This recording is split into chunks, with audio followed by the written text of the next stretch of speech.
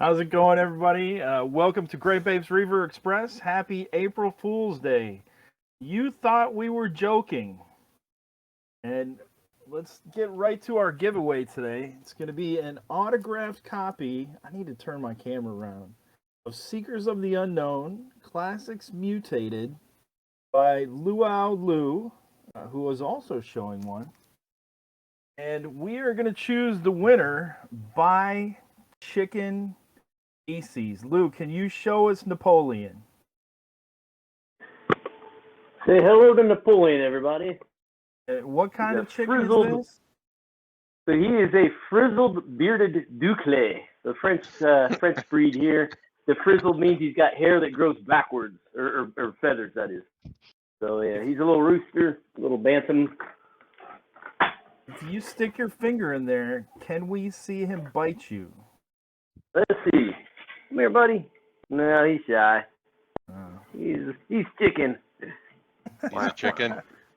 So in a moment here, I'm gonna remove the brown paper bottom to the cage there, and underneath are numbers, and those numbers go from 1 all the way up to a little past 40. And we're gonna see where he drops his deed, and that'll be the winner of the giveaway tonight. Is that number of comments. So if he drops his deed on, say, number 12, and you're the 12th person to comment, we'll get that sent off to you tonight. Is there like an OBS Stream Elements or OBS XSplit for like chicken poopins? Is that a OBS setting? No. No. All right, so we're going to do the giveaway about halfway through. Let's go back to our map. Enough about Napoleon. Well, why is he named Napoleon, Lou? He's my daughter's pet. He's got like a little man complex. He kind of goes up to the bigger roosters like he's something bad and gets in fights. But he's fun though. Nice. All right, and this chicken is just loud. So everybody knows, I don't want PETA coming down my back here. He's normally a free range chicken. This cage is just for transport and just for the few hours of the show tonight. So we love our chickens out here. Outstanding. And if you guys hear Napoleon cawing during the session, he is very loud. That's just ambience music or ambient for all the people who got turned into chickens. How many people are turned into chickens still? We still have 4 chickens in the group, so yeah, it is definitely thematic. No, heading over to the map. Oh yeah. Oh, we have 4. 4. I don't Cyrus, have a chicken. Let's start with Mark. Mark, last session, Sorif passed away, didn't he? Yes, unfortunately. Tell us a little bit about poor Sorif. We barely know him. Yeah, Soref, he was he's a locksmith by trade, and he kind of always liked the fact that part of his work was like locking things up for people and keeping their stuff nice and secure, and then every once in a while somebody else would come back and say, hey, I've got this thing, can you open it up for me? So he kind of worked both sides of the locksmith thing, and that was kind of the way he was in life, kind of always trying to work the system. And as you've seen when he's playing, he was always trying to take some advantage of something, and he thought he'd kind of trick things as he went down the slide and scrape his way down, slow down, grab a key. But, things finally caught up with Soref, and those blades spinning halfway down that slide just kind of chewed him up and spit him out. So he's still not happy. He feels he got cheated because he didn't get the key. But, that's Soref was always thinking something was due to him in life and wasn't quite getting it. So he tried to work the system, and this is after we defeated the Mole Men.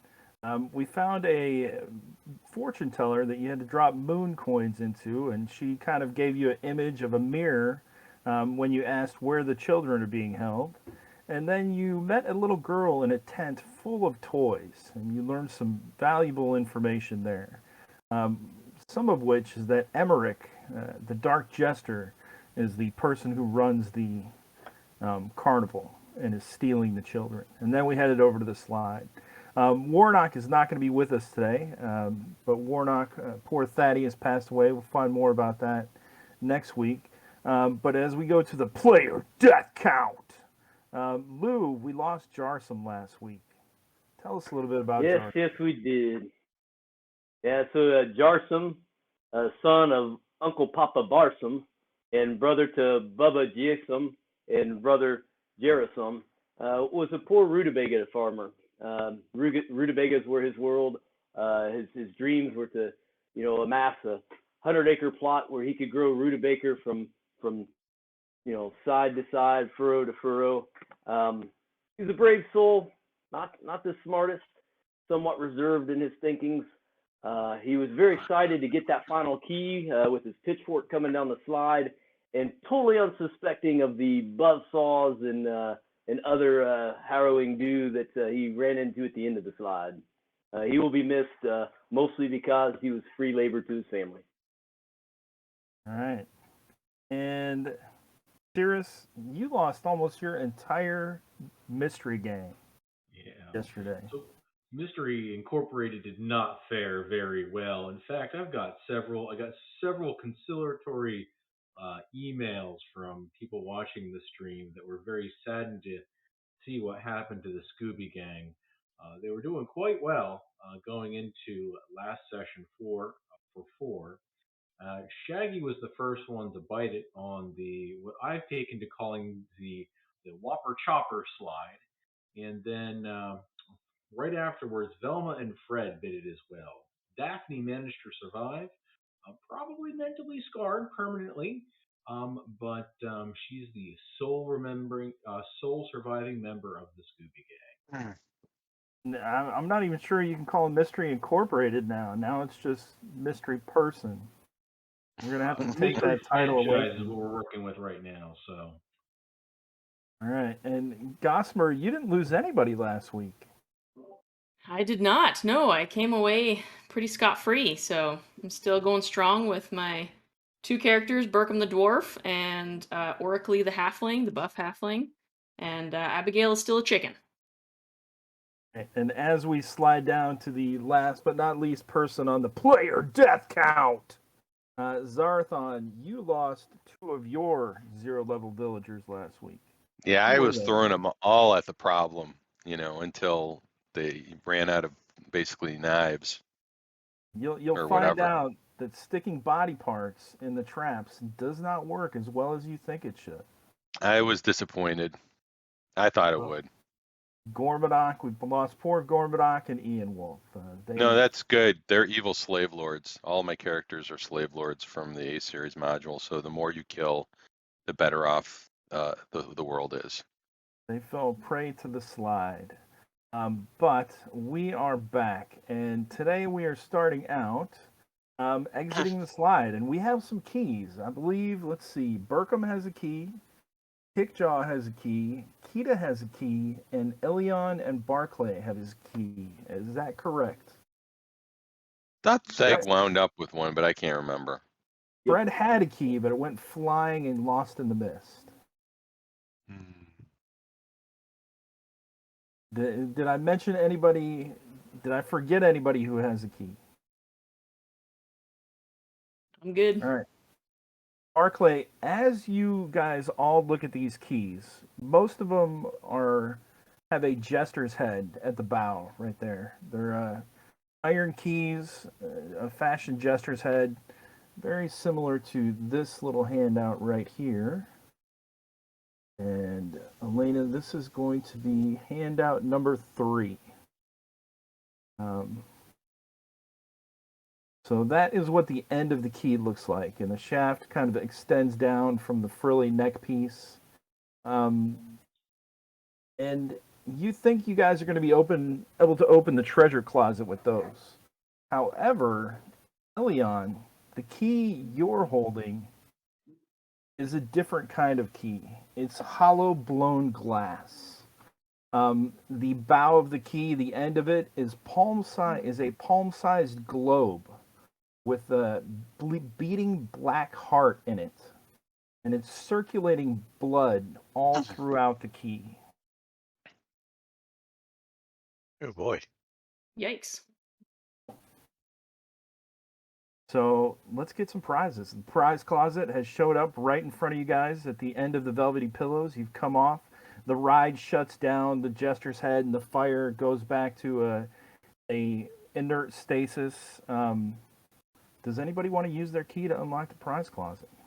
Oh, I do. All right. Go ahead and roll me a d30, Josh.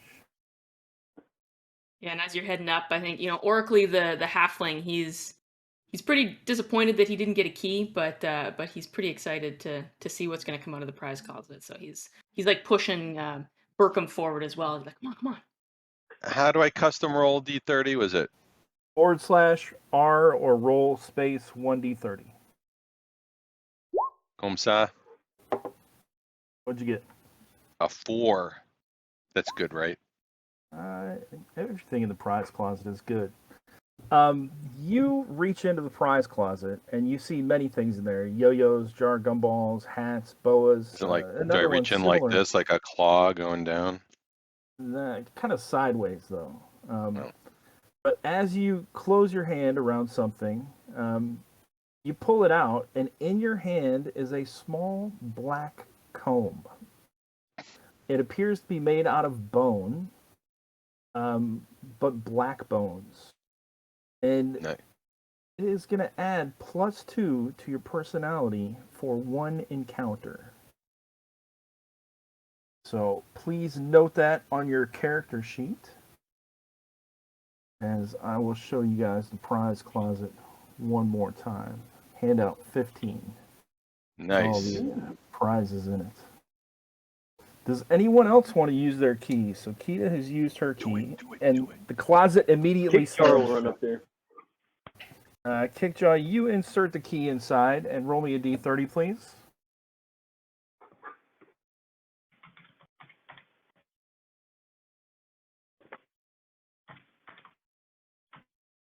$12.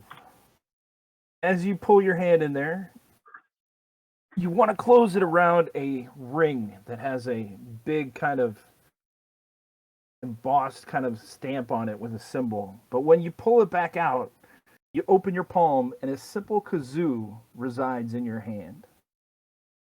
Playing this kazoo tickles the ear of one opponent, causing them to go prone and claw at their own ears as long as the instrument is being played, unless they succeed on a DC 11 will save. And I will post that into the chat for you to copy to your treasure sheet. Burkham. We got Burkham and Elia and Barclay with keys. Do they want to use them? Yes, Burkham walks up, sticks in the key. All right, roll me the d30.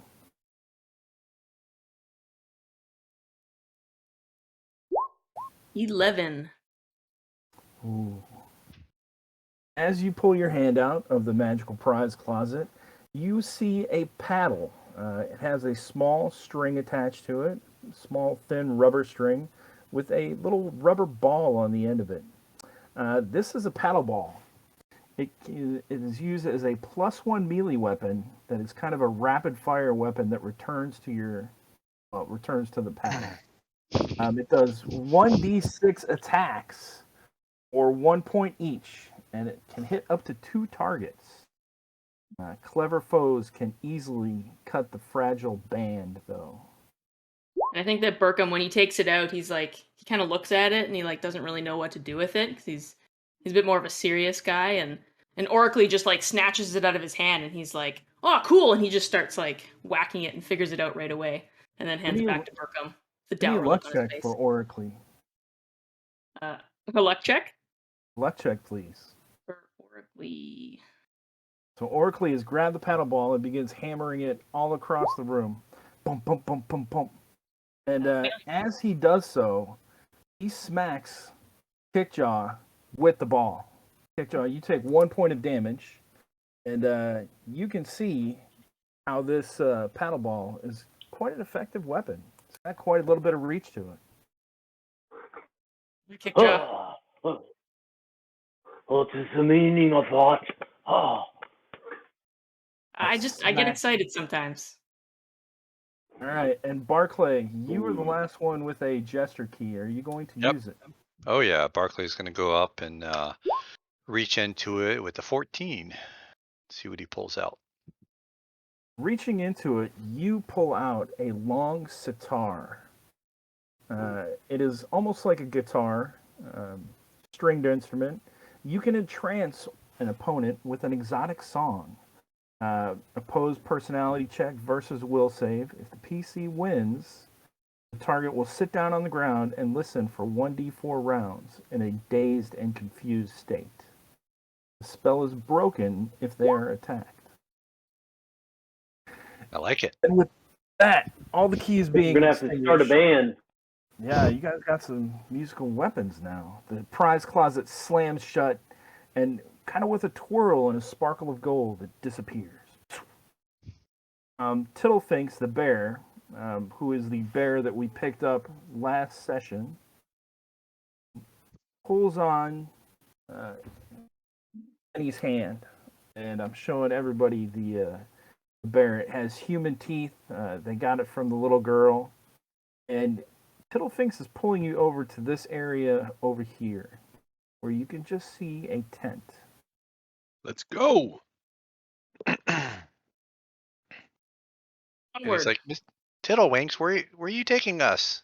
Hey guys, this way. I think we want to go this way. Behind the structure, you can see some sort of large carnival ride. You remember from your time yesterday, during the daylight, that it is the Tilt-A-Whirl that sits right behind this tent. But going up to this particular tent, walking through the carnival in the misty dark is a challenge. You soon realize that you could easily become lost in the sea of tents and alleyways.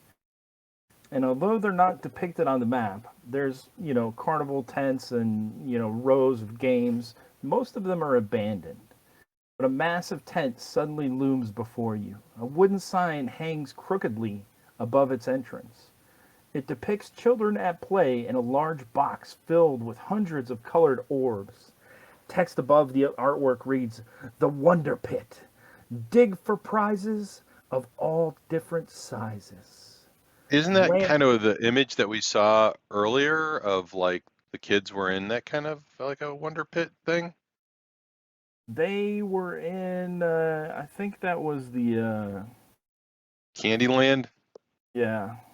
I think that was where all the games were. The one right across from you, the tent right across from you also had a poster of the kids playing games, I believe. Okay, so I'm imagining things, what you're saying. That's fine. It's a carnival. There's signs with kids all over the place. There were signs with kids going down the slides. Are we going in, guys? This one has lanterns, Yeah, colored glass, shedding light on the entrance and the interior, giving the attraction a rainbow hue. Does someone have a glass key? Is that useful? The tent is not locked, but yes, Elion has a glass key with a eating black card into it. Bass will trudle up to the flap of the tent and stick his little beak in there, look inside. Looking inside, you see the steps up to a large rectangular wooden platform. You can't quite see over the edge without climbing onto the platform inside. Well, it looks okay in here, guys. Let's check it out. There aren't any. Yeah, it looks completely empty in there. Besides whatever this structure is. So, looking into the tent, you have what appears to be almost like a wooden swimming pool, a wooden wall. You can kind of see little globes of color over the top of it, but not really from on the floor where you're at. The tent sides are lined up, pressed against the walls of the wood. All right, my gang's going to head in and kind of look up onto the structure, see what's in there. Awesome. Are you going inside? Berkeley's going in? Yeah, Theg's going to go in. Barclay will go in. All right. Awesome. Are you going inside? Yeah, Oracly is gonna he's gonna pick up Abigail the chicken, and he's gonna head inside. And he's like, "Oh, I read about these things. I've always wanted to try one, and he's going to carry Abigail inside with him. And Burkham will eventually come in kind of at the end. Is anyone not going to go inside? Slippery Kita's gonna hang out outside. Okay. Daphne just is hangs not out in staying front. by herself. She's going in. All right. The steps creak from the weight of your cautious steps as you climb to the top of the platform. Looking over the edge, you see thousands of fist-sized balls inside a rectangular pit. They appear to be stitched leather, dyed in all the colors of the rainbow. Roughly 4 feet of wall remains exposed above the balls, which fill the entire pit. The exposed walls are painted with children at play. On the opposite side of the pit, you see a small hanging ladder reaching up to a platform on the other end, with an exit flap just beyond. A dim golden glow breaks the surface at multiple spots in the mass of the balls, leading you to believe that something worthwhile may rest at the bottom. So there is a small ledge where the wall is. The small ledge is the wall, but otherwise you have a rectangular pit, approximately, let's see how long this thing is.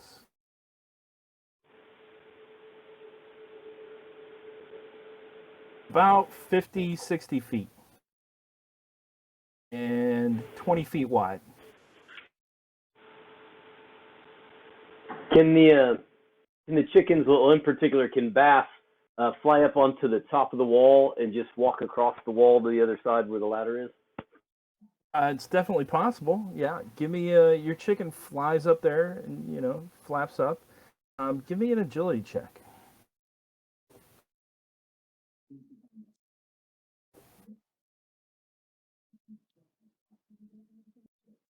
Oh, look, I've never had chickens, Lou. Are they particularly agile? Yes, they are. Very much so. I think at the same time, Oracly, he's gonna kind of carrying Abigail. He's gonna kind of say like, go check it out, and he's gonna just like throw her, and she's gonna kind of like flutter and flap her wings, but she'll probably not be able to get anywhere, and she'll land in the ball pit. Okay, so you guys jump into the ball pit. Bass makes it up onto the edge of the wall and begins flapping, the wings to get over there, and walks along the edge of the wall and gets about halfway, 25 feet. And the sides of the tent are pressed right up against the wall. And all of a sudden there's do you want to stay in a 9? Good question. I forget that this is DCC. I'm going to throw some luck at that. I will take 2 luck points away and make that an 11. So successfully gets halfway to the other side. And, Bass can see that there's the ladder on the other side. He sees a golden glowing glow from the center, probably about 10 feet in the front of the ball pit, and then 10 feet at the back of the ball pit. But yeah, you're on the ledge, no problem. Yeah. What about everyone else? Finney's Go ahead. Finney's gonna grab Mr. Tiddlefinks and be like, "Oh, this looks like fun." She's gonna hug him and she's gonna jump and do a cannonball right to the balls as far as she can get. Woohoo! All right, and what about Theg?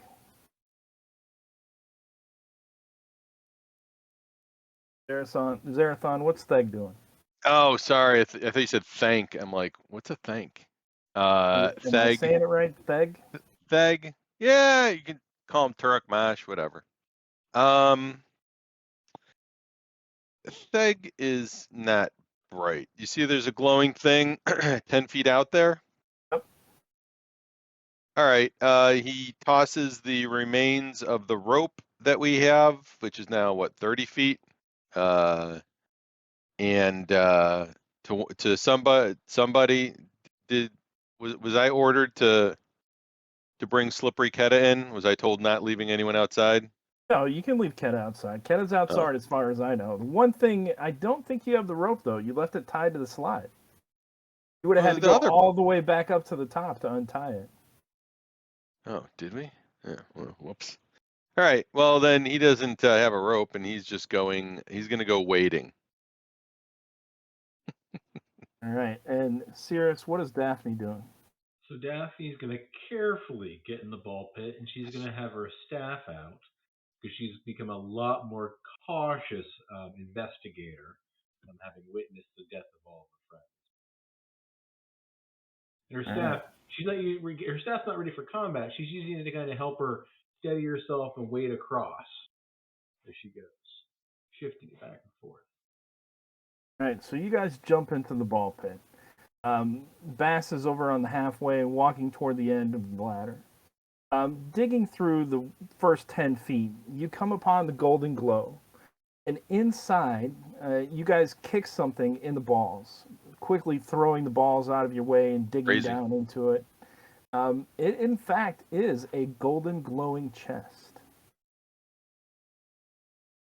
Can we just carry it back to the edge and put it up there? And Yeah, sure. all right, bring it on back. Do? Yeah, that does that. All right, so pulling it back, you set it on the platform edge, and it's there. You want to open it? Yeah, that climbs out and opens it. It is. You know what's at the bottom of every ball pit? It's always like lost socks and dirty diapers, right? Yeah, but Theg's immune to poison for 24 hours, so he's got that going for him, which is nice. It is not locked or not trapped, and inside are 5 large jelly beans. 1 red, 1 green, 1 blue, 1 yellow, and 1 black. Well, the color of slave lords is yellow, so we're going to eat a yellow one. You eat a yellow one, and you feel a little bit better. You gain 1 hit point back. You now Do I have damage? I think he does. You do. He is at 1 hit point out of 4, so now you are at 2 out of 4, and you have 4 jelly beans remaining. They're about the size of a finger. Would anyone else like a jelly bean?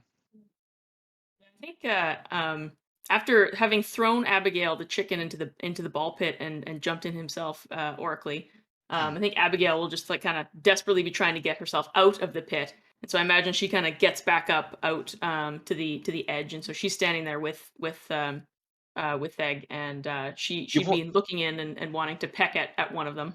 Give one to Abigail. See what happens. All right. So Abigail, what color are you gonna eat? Which ones were left? Blue, green, red, and black. Is that right? You ate the yellow one, Josh? Yeah. Theg did.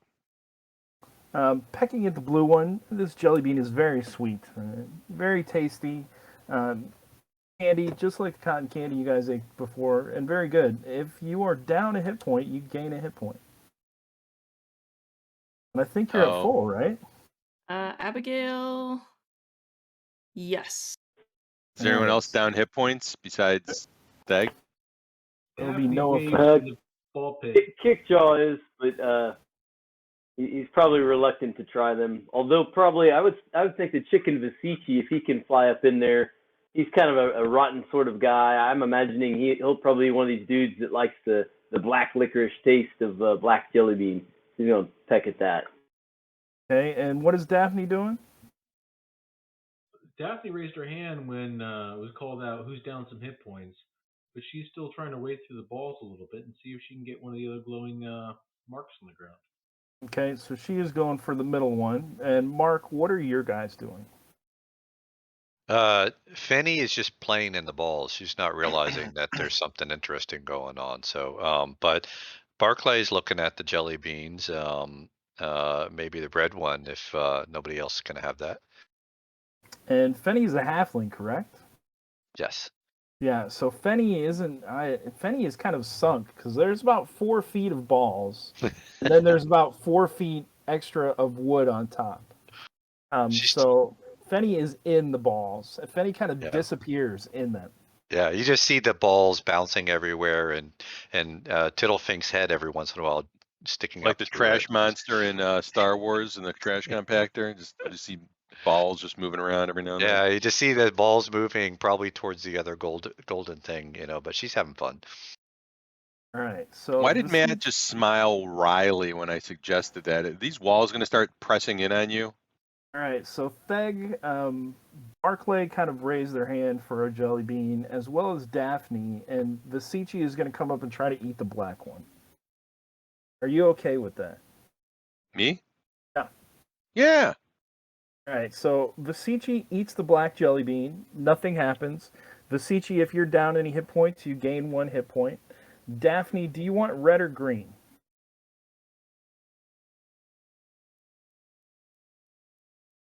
Sirius, do you want the red or green jelly bean? Oh, I'll take the green one if I can get it. I assume to leave Not it ripe for yet. Green jelly bean is yours, and you can get to it. And Barclay, that leaves you with the red. Yeah, so Barkley maybe we'll just hold on to the red for now, if that's okay. He'll just stick it in his pocket. He's pretty healthy right now. Maybe later have a snack. And Daphne will eat that green jelly bean as soon as she gets it. And Daphne will gain 1 hit point back. What happened to the black jelly bean person? That was the chicken. Visici ate Yeah. it, and if Visici was down a hit point, Visici gained a hit point. Nothing adverse happens by the black jelly beans. It's a nice. Is that all the anise jelly flavor. beans? Jelly beans are gone. Okay. Theg liked the results. Let's go find another chest. All right. So as we're going through, 2 people have went toward the middle. I think it was Barclay and Bass is on the rim there in the middle. it was Fenny. Who went toward the middle glow? Fenny and who else? Oracly was in there.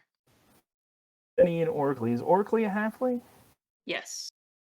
All right, so you guys are both kind of digging through the balls, hand in hand. Nobody can see you. Just kind of the balls, kind of a wave, kind of ripples as you guys go forward. Oracly, let's see, AC is 10. A 5 and a 9 do not hit you. But Fenny, you feel something grab onto your legs. And suddenly, your hand is ripped from Oracles as you're pulled deeper into the balls. Let's roll initiative. Dun, dun.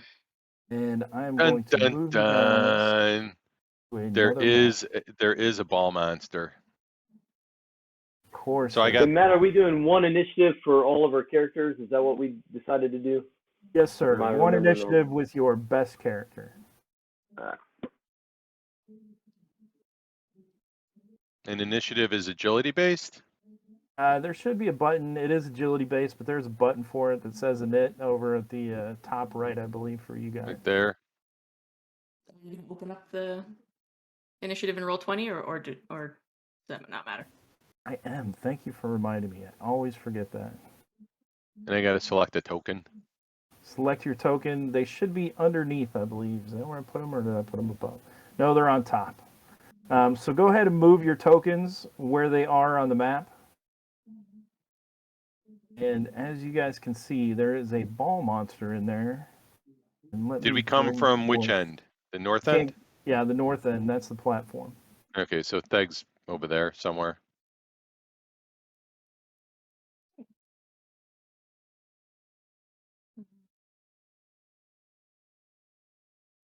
All right, Scout's honor on where your token is. Don't be trying to cheat me. All right, The, so the chest was brought out, like with the jelly beans, it was brought out to this platform on the north here. correct. Okay. Yeah, and that's the first little yellow mark right there. Oh dear. So that chest is over there. All right, so let's look at our initiative tracker here. And it looks like the monster is going first. We've got Theg, Bass, Daphne, Oracly. Missing somebody. Mark, did you roll initiative yet? There we go. There we go. Sorry about that. Not a problem. Resort. So the monster is going to be up first. And 2 more tentacles lash out at... Yeah, I don't like how he smiled when I suggested that there was a monster in the ball pit. Oracly. Oracly, did the 17 hit you? So one of these tentacles reaches through the balls, as this enormous disfigured head pops out of it. And this is going to be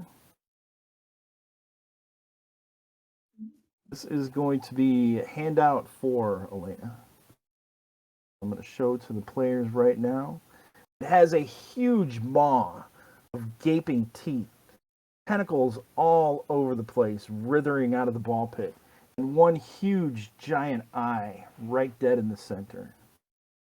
You are now grappled by one of the tentacles. The other 2 tentacles. I think Oracly, because he was just having the time of his life. Like he was half buried in the balls, and that's why he rolled so low on his initiative, because he just like was not paying attention whatsoever, and he just got grabbed. Okay, so I'm going to mark Fenny and Oracly with the web to show that they are grappled. And Bass, one tentacle strikes out at you, sensing your movement over on the edge of the wall. But I don't believe a 9 is going to hit. The tentacle that's holding on to Fenny pulls it in toward the gaping maw of the beast, and you can feel the stench of its breath. But you wriggle and twist, so it can't quite get a good drop on you to bite into you. It repositions its tentacle to try to sever a limb next round. Egg, you're up next. Zerathon, what are you going to do? So cue the Thor music, the whatever, ice and snow, and dun, dun, dun, dun, dun, dun, dun, dun, dun, and he goes springing into the ball pit with his hammer and tries to clobber this guy. Led Zeppelin immigrant song, by the way. Yeah, that's what I meant. Roll I it. got like 2 brain cells to rub together after last weekend. I back me up here, Batani. It was a time. Oh wait, maybe she's not supposed to talk. She can talk. I don't know if anybody can hear her though. Okay. All right. So, pay no attention to the person behind the mirror there, or the drapes, whatever. All right. So what? Roll your attack already. How do you roll an attack in this game? It's on your character sheet. Open up your character sheets and go down to weapons. And then there's an attack button right there. Let's see it, man. You dive into the ball pit, and your movement's reduced as you're wading through these balls. You're not able to get to the I found eye it. or the mouth. But you do have a tentacle lashing around that you can easily strike into. But a 7 is going to be unsuccessful. And as you strike at the tentacle, it sinks back into the balls, and your hammer just blows some of the balls to the side. But it looked cool. It did look very cool. Mark, you're going to be up next. Yep. So Finny she was having a blast until this tentacle thing. So she's going to pull out her awl, and she's just going to be stabbing at the tentacle that's got her in its grip, seeing if she can break herself free. So she stabs with. You're going to be at a -2 to attack, just because of the difficulty of being wrapped up in these tentacles and the balls that are restricting your small movement.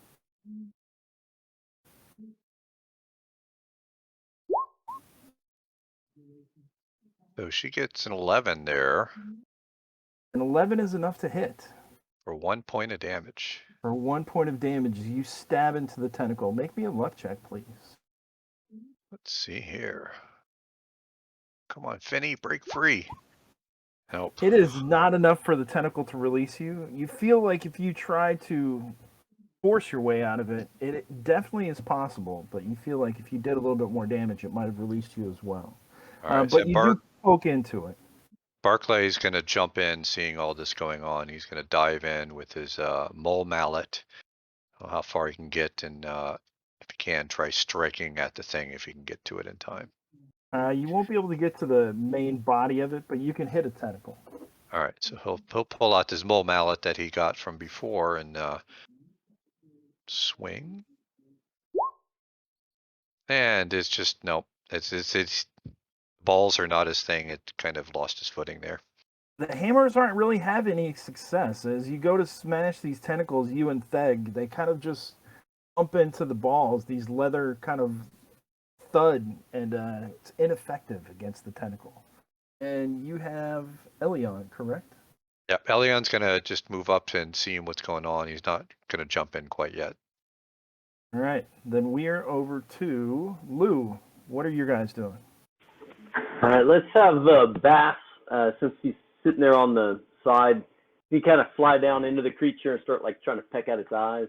Yeah, Bass, since he's about 4 feet up, can glide, flap, fly, and get directly to the body of it. And this eye is pretty big. Okay. Give it a peck.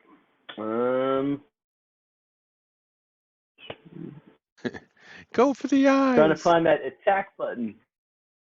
Yeah. It is under chicken weapons. quickness. It's there somewhere. What's that Imager Okay. meme all the time with the duck that always is attacking the girl? There it is. I don't know. All right, and little boxes are going to come up, Lou, to ask if you want a bonus. Just hit return a couple times. Okay. There, I got it. A 10 is going to hit as you land on this thing's top lip and peck at the eye. And you see a little tear of green goo exude from the eyeball itself. And the creature roars, and you can smell its noxious breath that almost wants to make Bass the chicken throw up all the worms that it ate on the way over here. What about Kickjaw and Vasici? Kickjaw has Bass's old sword, and I want to see if he can run down the steps up to the ramp. The corners of this box that's holding all these balls and stuff, is there a way he could wedge the sword in there and maybe like pry it open and make some of these balls start to like spill out the corner? That is That seems very possible if he interesting. Everything seems possible in DCC. Give me a strength check. And that's an outstanding idea. So what is that? Kickjaw? Kickjaw gains 1 luck and is at 5. And so for all the viewers out there, luck is an expendable stat that the players can use to increase the effect of any roll. Any dice roll, they can add luck for a 1-for-1 to gain it at 0 level. And that is a poor. I think the first result accidentally did twice there. Oh, you did. A 16. Yeah. You slam your sword into the wooden fittings right at the corner, and it finds purchase, diving deeply about a foot inside, and you begin prying it apart. You can see that it's held together by quite a few strong nails, but you do see a gap. We will come back to Kickjaw next round. What about Vasici? He's just gonna walk back and forth on this platform, crowing, keeping an eye on things. All right, Cirrus, you're up with Daphne. What is Daphne gonna do? All right, Daphne's gonna be heroic, and she's gonna try to save her friends from the horrible tentacle monster. The first thing she's gonna do is she's going to take that potion of mirror images that she's had since our first session. She's gonna down that, and then she's gonna start swimming down in the balls. She's going to get to the creature's main body under the balls, and she's hoping to start attacking it there next round. All right, so Daphne can make an attack on one of the tentacles if she would like to. She would love to. This is for Fred! And how many Daphnes appear? Oh, all right, I got to roll that. Here. So, Ooh, that is a crit as well. Nice. 3 on table 1. And I will go tell you the number of... Here's, I can already tell you're going to be hot today on the dice. 3 on table 1, and let's see.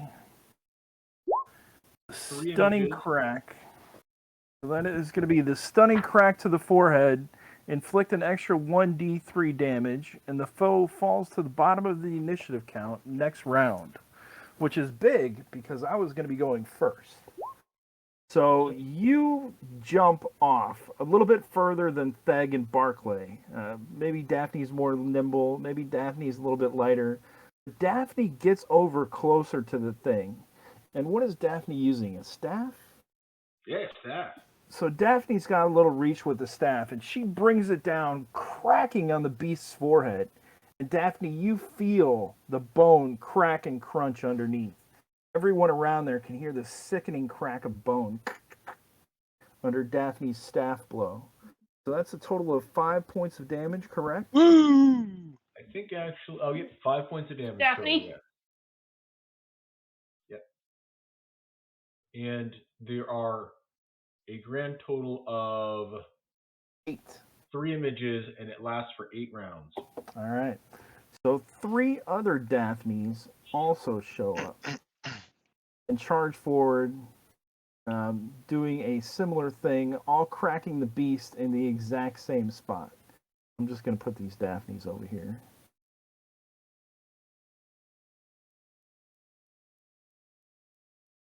But they are all right up next to you. They took your same actions. And very nice strike, Daphne. The creature is still alive and still flailing. It roars. But you see green drops of blood begin to drip down its head. Oracly, Gossamer, you are up next. So Oracly, he's like getting thrown around by this tentacle, and now he's seeing 4 Daphnes, and he's kind of getting all disoriented. But he's just gonna try and free himself from this grapple if possible. All right, give me a strength check. Strength. Oh man, on a 17 strength. You beat me. So you are able to wrestle free of this tentacle. That'll be your Yeah. action, but you could move if you wanted to. Yeah, so he like gets free of this tentacle, and he's like still amongst the balls, and he just starts like getting himself away and righting himself up, readying his weapon. And he just like blinking a couple of times as he's trying to get all the Daphnes into one focus. Meanwhile, Abigail the chicken, she's getting tired of being a chicken, and she really thought that this jelly bean was gonna be the cure.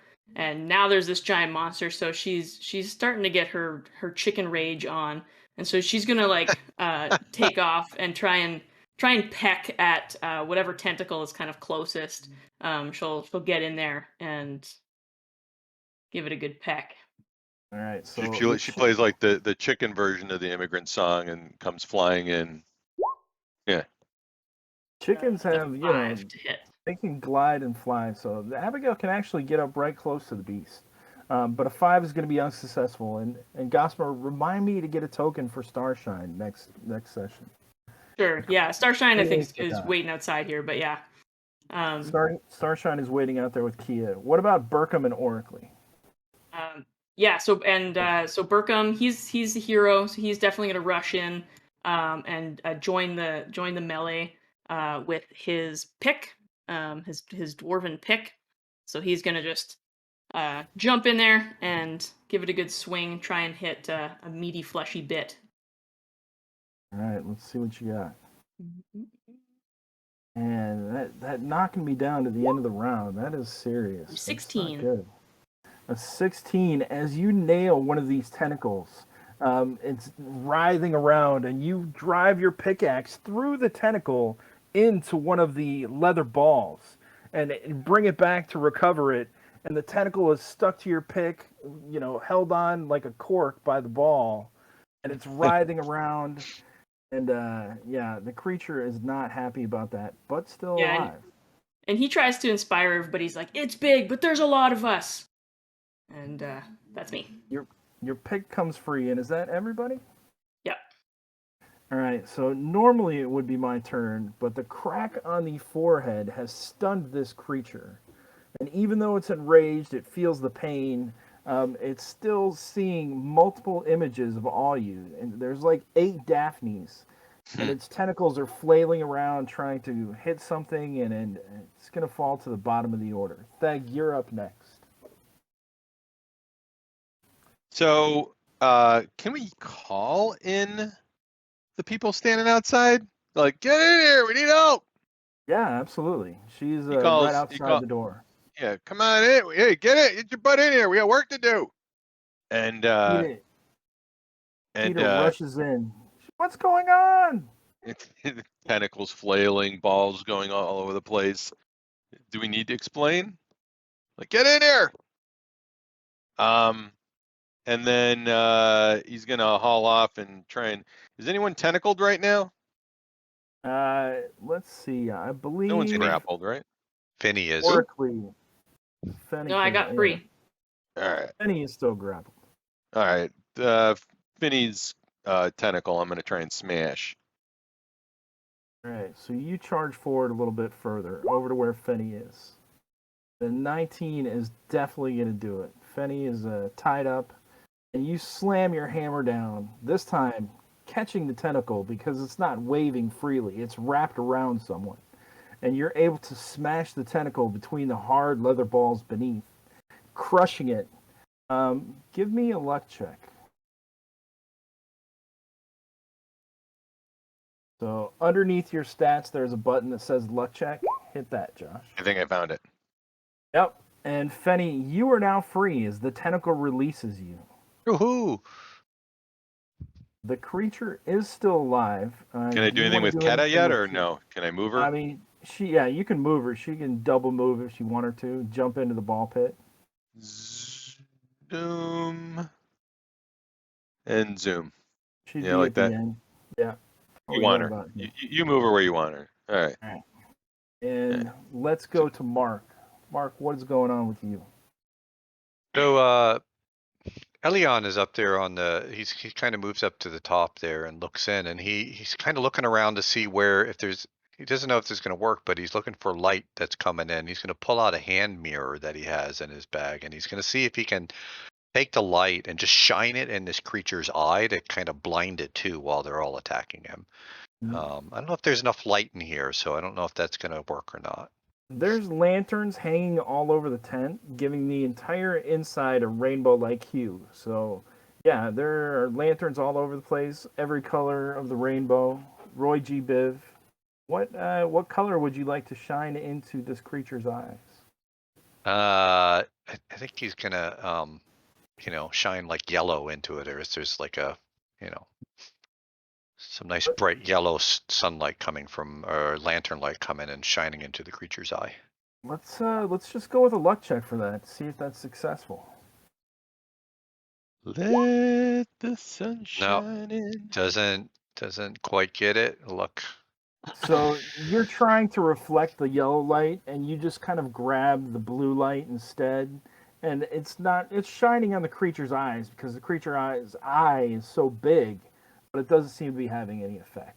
What about your other two characters? So Finny is free, but she's still not unhappy with being grappled. So she's gonna stab at this thing with her little awl there. Get on. And no, she fumbles. Oh, she does fumble. Row. So in Dungeon Crawl Classics, everyone who's watching, a 1 is a critical fumble and a 20 is a crit hit. So a 1 on the fumble chart, your weapon is damaged. So you are fighting with an awl, and the awl becomes loose in the wooden handle. And you're going to have to spend 10 minutes to repair it to be able to use it again. You kind of reseat it in there, maybe smack it on the ground a few times until it digs back into the wood.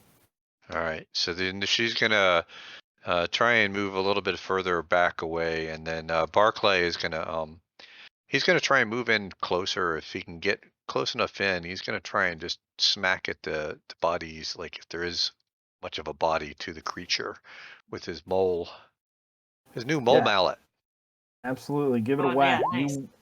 You wade in there, and tell me how you dispatch this creature, Bart. Yeah, so he realizes the mallet just hitting the things. He's like, I need to make some good purchase with this mallet. I saw what those mole things did. So he comes in and he smashes right into the soft spot, and the mallet just kind of goes blurting through and sinks right into the creature as ooze starts gooing out of the thing. So Yeah, right on the crack where Cirrus Daphne already hit it with the staff. There's a soft spot there now. The skull is cracked, and your hammer comes down, crushing the inside of that skull. So you guys see this creature's huge head with kind of like a divot in it from where the hammer struck, just crushing more of the skull bones inside. And it drops dead, sinking back into the balls. And we are out of combat. Well done. Let's grab those other glowing doodads and drag them to the other side of the platform. Thank you. As soon as the combat's over, Oracly still is just like blinking and just like goes up to Daphne and is just like, what is happening? Oh, it gets even weirder because right now we're out of combat. So Daphne is using all of her mirror images to check her hair, touch up her makeup, kind of straighten everything out. So you see all these different images doing the exact same thing. Does everyone else Is see? the plural of Daphne, Daphni? Do we have Daphne on the board? Do you I think? think it has to be. Mystery Incorporated is back, everyone. All Daphne, all the time. Back up to 4. Hey, can Kickjaw continue? He still wants to break open this ball pit here if he can try again. Kickjaw, we would have been back to you, but yeah, with another successful strength check. Give me one more successful strength check. This one's going to be easier because you already got your sword in there.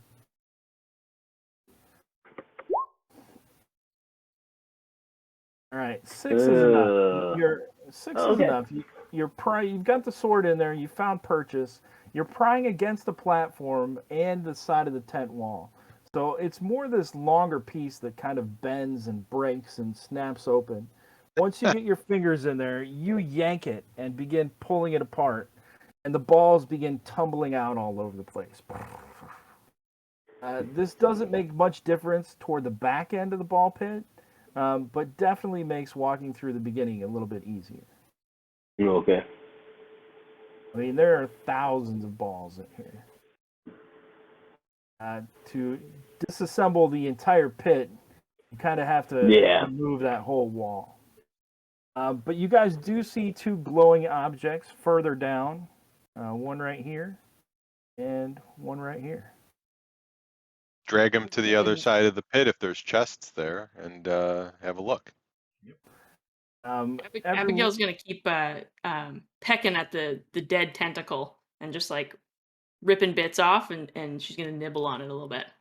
Absolutely. Chickens will eat anything, right, Lou? Fairly true. They are an omnivore. All right. So let's, you guys pull the other chest. Do you want to pull them to the ladder end and go out the exit, or do you want to pull them to the other end and go out the entrance? Ladder. I think we should go to the exit. Yeah. Yeah. All right. So you guys go ahead and move your tokens down there. You pull the chests out and get them set up onto the platform. Who wants to open the second chest? Oracly will do it.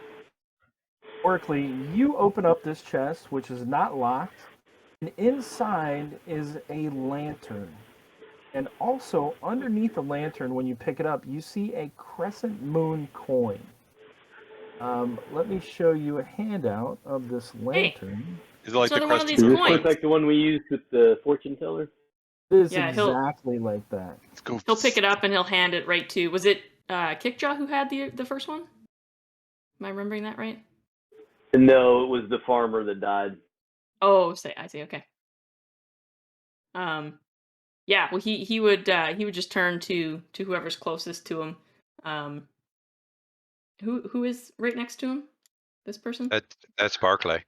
Barclay. Yeah, and he'll toss you the coin. All right. And he Really? looks disappointed that it was just a lantern. He's just like, oh, and he just puts it down. Don't be disappointed yet. I thought I had a picture of the lantern, but I guess I don't. I will have one next week. Let's see here. This lantern has slides that go into it. And it is... also in the chest is one slide, and it has about 3 or 4 images on it. It looks like if you put the images into the lantern, you'll see kind of a story as you pull it through the other side. Let's watch. Oracly, do you want to watch the first one? Oracly won't know how to use it, so he just put it down and walked away. So someone else will have to come and investigate the lantern. Theg lantern messes is around sitting- with it and turns the show on. All right, Theg, as you put the slide in there, you begin Lantern to and pull chill. it through. Begin to pull it through slowly. The first slide depicts a handsome jester, a brilliant man, puppeteer, and joke teller. He's famous and plays in all the towns and villages. And then as he grows in fame in the next slide, he's playing in bigger cities. And it shows him walking into these cities and everyone throwing flowers and, fabulously cheering him. It's quite a production. Though famous, the next slide depicts him still performing at orphanages and for the sick and needy children. The next slide shows the jester meeting a beautiful maiden on the road near a small village, and it shows them holding hands and kissing and falling in love. The next slide, I said 3, but there's more than 3. The next slide shows the jester requesting her hand on bended knee. And a lovely wedding follows where he gives her a beautiful ivory violin that he crafted himself. In the second to last slide, they travel the kingdom together.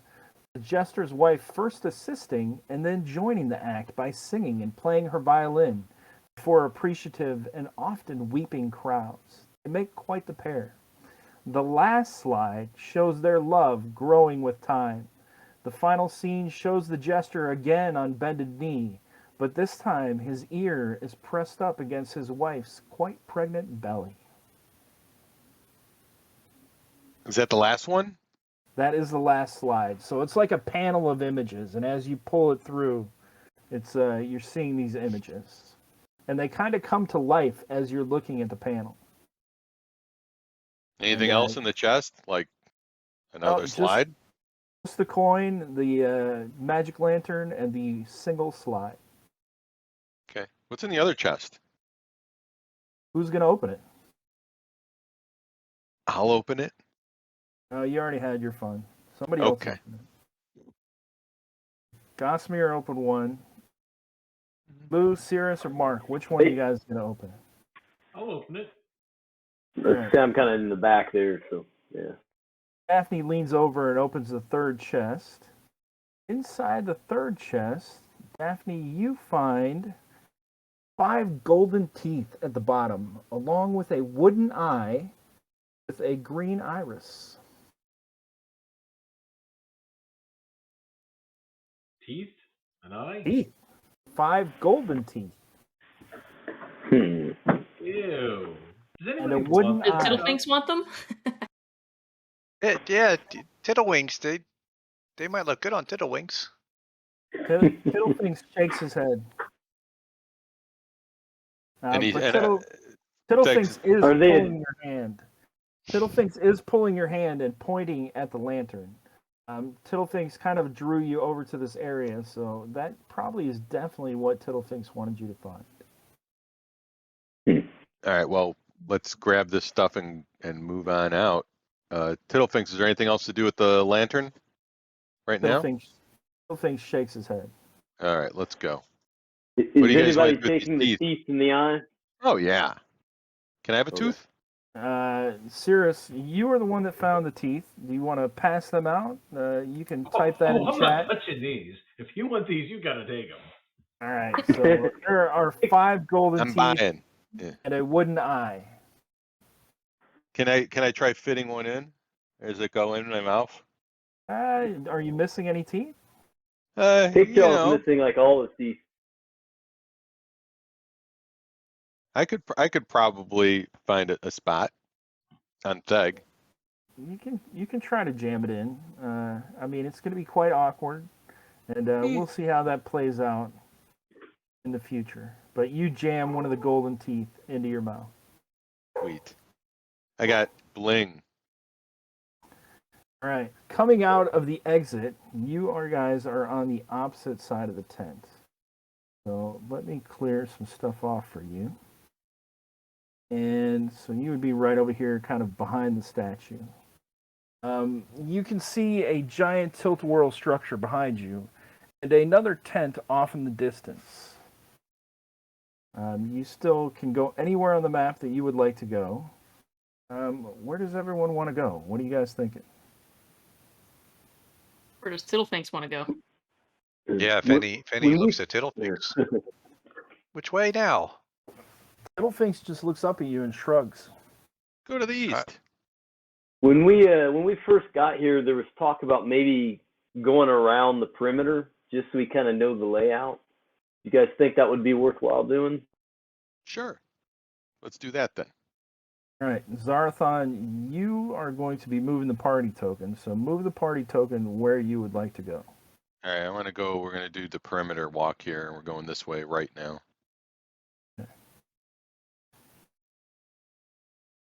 Heading this way reveals a similar oracle stand like you've seen before.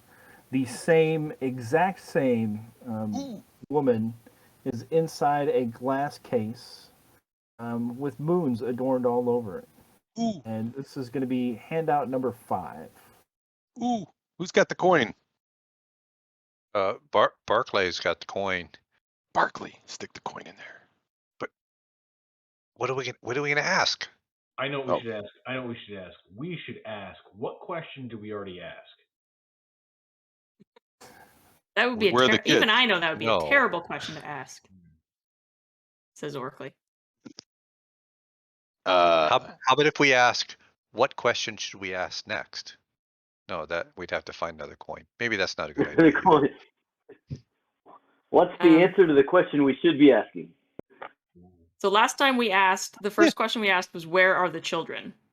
And that's Yeah, when we correct. got the vision of the they paradise were with like- children playing. How do we get to there? All right. Yeah, there's like that's a a good one. mirror. We need to find that. It was maybe through a mirror, right? mhm. How And do we yeah, get to the children? Or where's the mirror? because Isabel gave us some information too, right? And about The kid about Emmerich the gesture, and the kids going to play with the toys, something like that. mhm. All right, so we got some good ideas. Are you guys going to drop the You got coin the in? coin. If so, what question are you going to ask? You guys want to go with do we know that you got to go through a mirror to get there? You don't know that, but it showed the mirror as being where the children are. Why don't we just ask, how do we get to the where's the portal to the children here? Where's the portal to the children here? Yeah, I feel like where is a good question. Maybe a bit more than how, because we don't know where. We need to know where first. Yeah. Well, if we ask how, the answer might be go through the mirror, mirror. which then is like, Yeah. well, where's the mirror? Right? There better be another coin and another gypsy thing. All right. So how about we ask Barclay's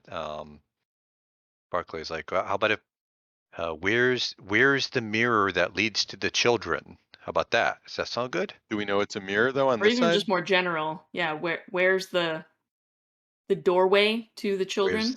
Where's the doorway to the children? Yeah, where here in the carnival is the doorway to the children? All right. That's what we're asking. All right. You like that? Like having a wish spell. Yeah. Barclay Semantics repeats are that fun. and kind of I don't like sticks the Matt's coin in wry there. look on his face. He's amused. He's trying to figure out how to twist this I wish. know. I'm Okay. amused because I know that you obviously practiced, wishes in your wording of where in the carnival. Because if you would have just asked where is the mirror to get to the children, it would have just showed you the same mirror. But then when you say where in the carnival, you're specifying. So I can see you have Yeah. experience in this, Josh. I saw the monkey paw episode of Outer Limits, or whatever it was. All right. So who has the coin? Barclay has the coin. Barclay, do you put the coin in the box, in the slot? Yes. Yep. Ask me your question. She animates to life, and she says, ask the question for the guidance you seek. Where in the carnival is the doorway to the children? The hand mechanically lurches forward to grab one of the tarot cards on the ground in front of her, spread out on a velvet table. It picks up a tarot card and mechanically the wrist twists and looks at the tarot card. And then it flips and holds it up to you, showing you a twisted mockery of a house. Colored lanterns hanging from every perch. The structure a similar rainbow hue to the tent you were just in. It appears that, let's see, above the entrance, a banner flutters limply from a copper pole. You can just make out the words on the banner saying, Mouth of Madness. Red stairs in the shape of a twisting tongue lead up from the ground into the horrible mouth. I love that Lovecraft story. So that place where half of us died. Okay, let's go back there. You guys have not been there yet. Similar, this but is not not. the same. Let's Can see, I deal with hold on, let me- So the madness? tongue slide wasn't the mouth of madness? No, that was the No, tongue of despair. That was the jester's. That was the jester's tongue. This is Okay. a different tongue. This kind of looks like a haunted house or a fun house type of. It's an old, dilapidated house. Fenny looks to Tiddlefinks and says, Do you know where this haunted house is? Have you seen it? Tiddlefinks shakes his head. Yep. The description mentioned a pole of some sort with a flag or something. Is that what it said? It said, yeah, there was a pole on there, a copper pole with a flag that said "Mouth of Madness," and everyone. One second, Lou. I hate to interrupt you, but we're going to start the entries for our drawing. The chicken is going to poop on a number, be entered into the drawing for an autographed copy of Lou's Seekers of the Unknown, Classics Mutated. Go ahead and put an emoji into the chat right now to be entered. Any emoji at all. So start lighting up the emojis in there, and we will have the chicken poop in about 20 or 30 minutes. Don't pull it yet, Lou. Give everybody time to enter. We're going to take our break in probably about another 15 minutes, and then we'll give another 15 minutes of entry after we get back. So, let's see here. So you guys do not know where this area is yet. Everybody give me a luck check. The layout of the carnival, no, just for one character, for all of you. The layout of the carnival has changed, but it's definitely possible you guys visited the Mouth of Madness yesterday. One character for all of us? Or one Yep. character each? One character each. Look at those nat 20s. Wow, what a waste. Jeez! Brutal. What are the odds? 3 in a row. Yeah, 3 nat 20s in a row for luck. Can we save those numbers for later? Absolutely. Can this be like a 5th edition divination wizard? Holy cow. So I think the only one that passed, everybody failed, but Lou got a -1, which would have been a successful luck check. Lou, Bass remembers that the Mouth of Madness was up toward the northwestern end of the carnival yesterday. It may or may not be where it is tonight. Yeah, he'll convey that to everyone else. Right. All right, so we have, as you guys travel on, you can see some tents down here to the south against the perimeter wall. Reveal. Well, do we want to change directions if we're going the opposite way of northwest right now? It's true. You tell me. Cirrus, you're going to just go diagonal? So, Cirrus, it's your turn to move the party token. So, let's start with Gossamer. Which way do you want to head? Okay. So I'd like to start heading for the children. Whoa. Okay. We'll get to that in a second, Cirrus. Lou, which way do you want to head? My vote's to go diagonally from where we're at to the northwest there. All right. Mark? Anything north is good. And Zerathon.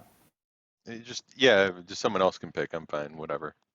All right, so Cirrus, as you begin leading the party toward the mouth to exit, As soon as you step through the mouth, the pink mist surrounds you, and you walk into it expecting to be back in the town, but are immediately walking out of the mist facing the giant statue. Which way would you like to go now, Sirius? We will proceed north then. All right, move the token in the direction you would like to go. This gives us that northwest direction from the fortune teller that the group was requesting and proves that we cannot escape. We are stuck here. And Mark, don't forget about Tiddlefinks.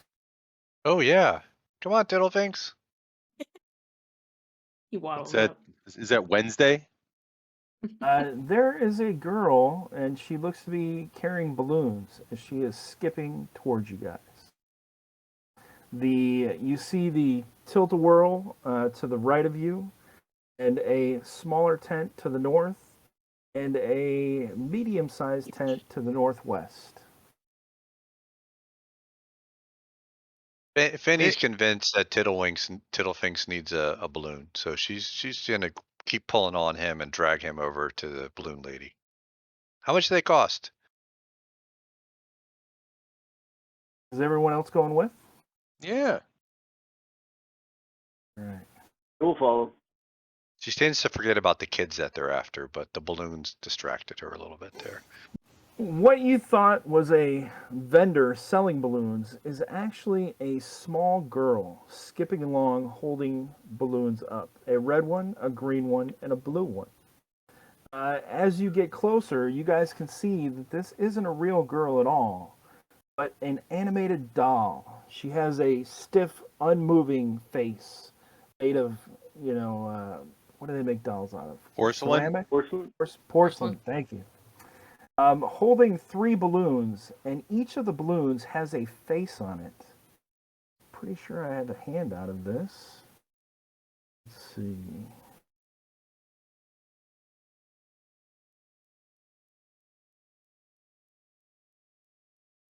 Yep, here it is. Elena, this is going to be handout number 10. Ooh. Lena was ahead of you on this.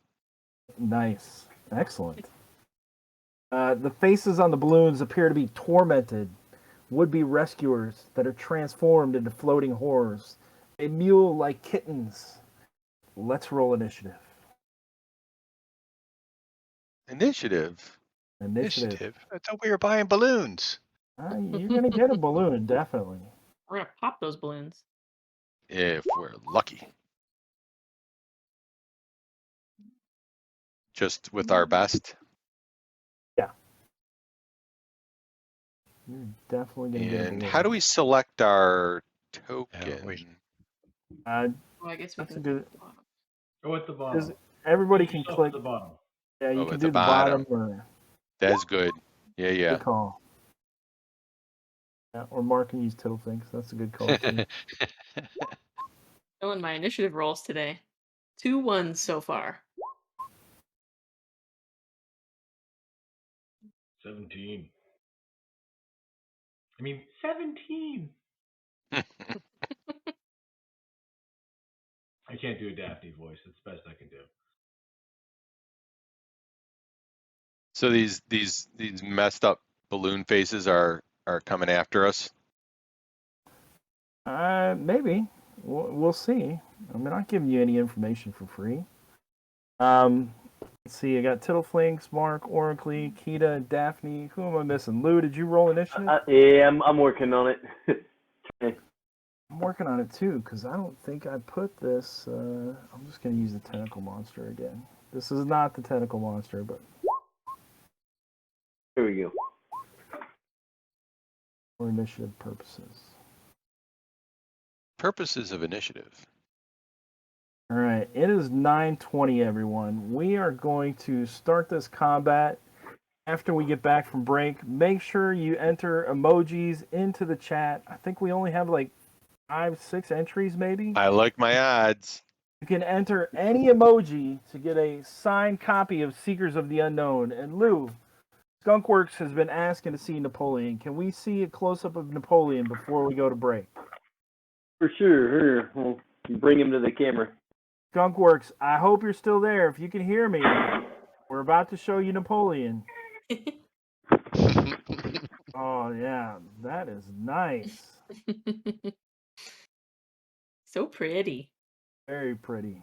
All right, we will draw the winner about 10, 15 minutes after break. We'll see you guys about 5 or 10 minutes. Welcome back to GrapeApe's Reaver Express, everyone. Tonight we are doing a giveaway for the hottest new MCC module on the market right now, third-party module for Dungeon Crawl Classic, Seekers of the Unknown. Ooh. Ah. Written by our own Lou Hoffer, and we have the chicken who is going to be pooping during the session on the winning number. But Wait, if no you reveals. are lurking, I'm not revealing, just showing. if you're lurking and you haven't entered an emoji yet, to get an autographed copy, click on the Twitch chat and just hit any emoji in there to get entered. So is Well, the chicken gonna autograph it too? Like, who's the autograph If you from? want. A little footprint. That'd be so cute. we could get that done, I'm sure. Yeah, if I All win, right. I want Napoleon to make Yeah. his mark on it. So we left off with initiative as this small doll-like creature is holding 3 animated face balloons. And Kita, you are up first. The balloons definitely don't look friendly. The doll does have a nice smile on her porcelain face. Zarathon, you are up first. What are you going to do?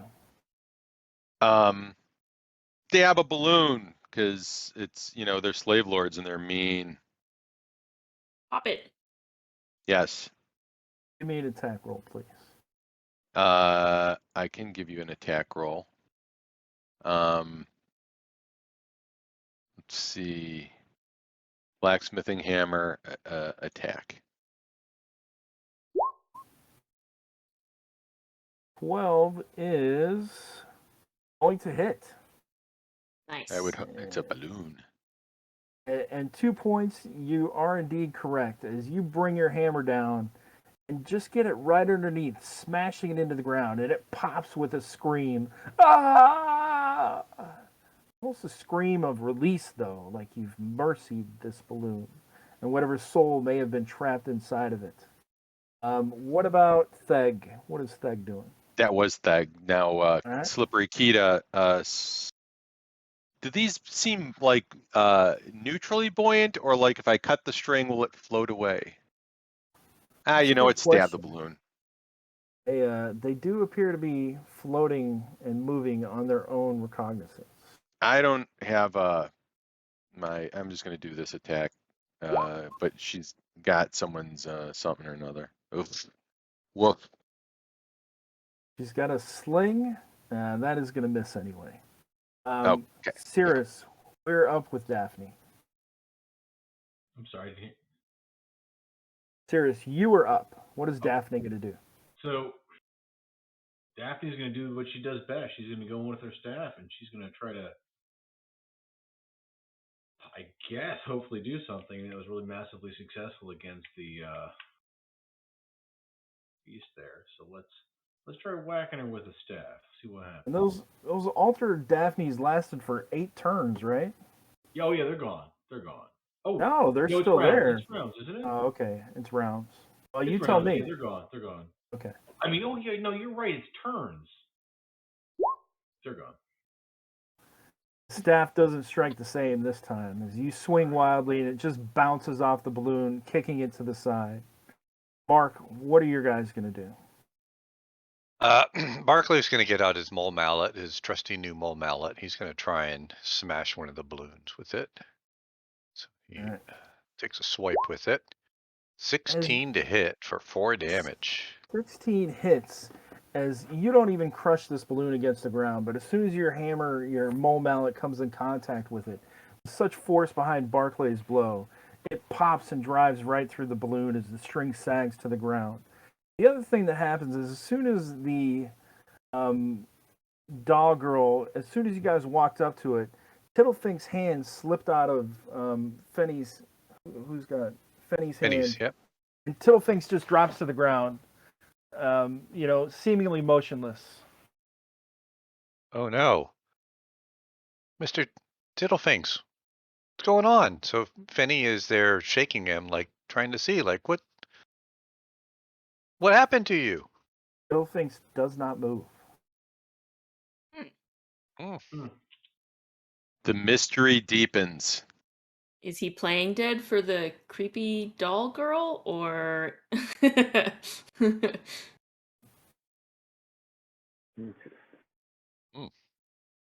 Whose turn Alright. is it? Oh, Tiddlefinks. He's We've drops to the still ground. got Barclay and Elion. Eliana will just try and take out the other one with his dagger.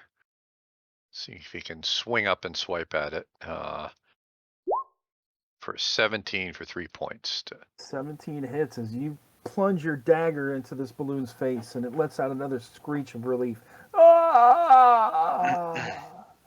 You see a small little mist exit up into the air. All the balloons are gone. Only the doll remains. Fiddlefinks is still and moving. Lou, what are Bass, Kickjaw, and Vasici going to do? I think Kickjaw is going to throw Vasici at the doll's face, and then try to sweep the legs and let her porcelain body crash to the ground. All right.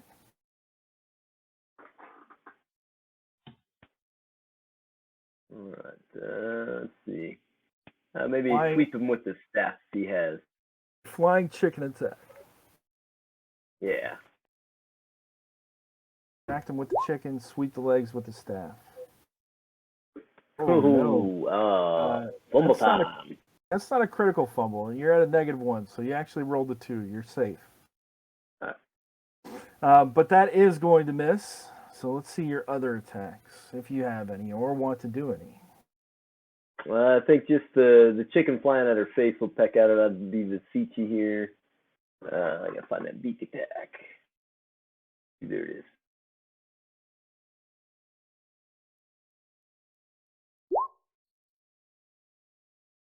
What is going on there? 16 Right, hits. yeah, 16.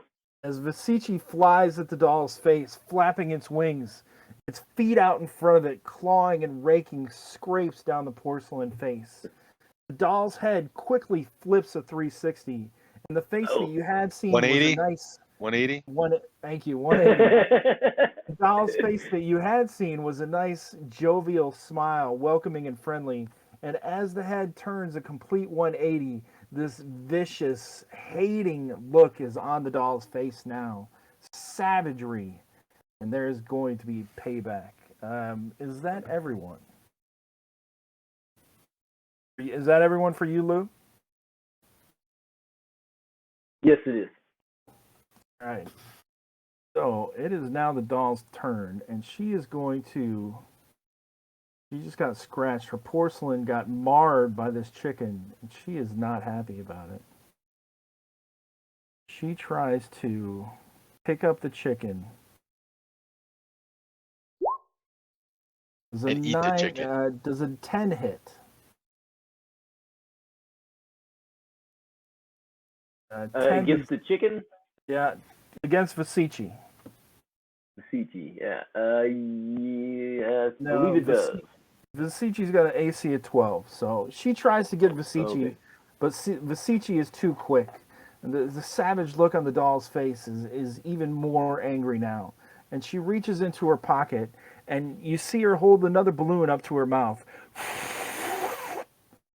Instantly, another balloon on a string is there. And Oracle, you're up next. Osmer, what are you gonna do? Right, Does the new balloon have a face on it? This balloon does have a face on it.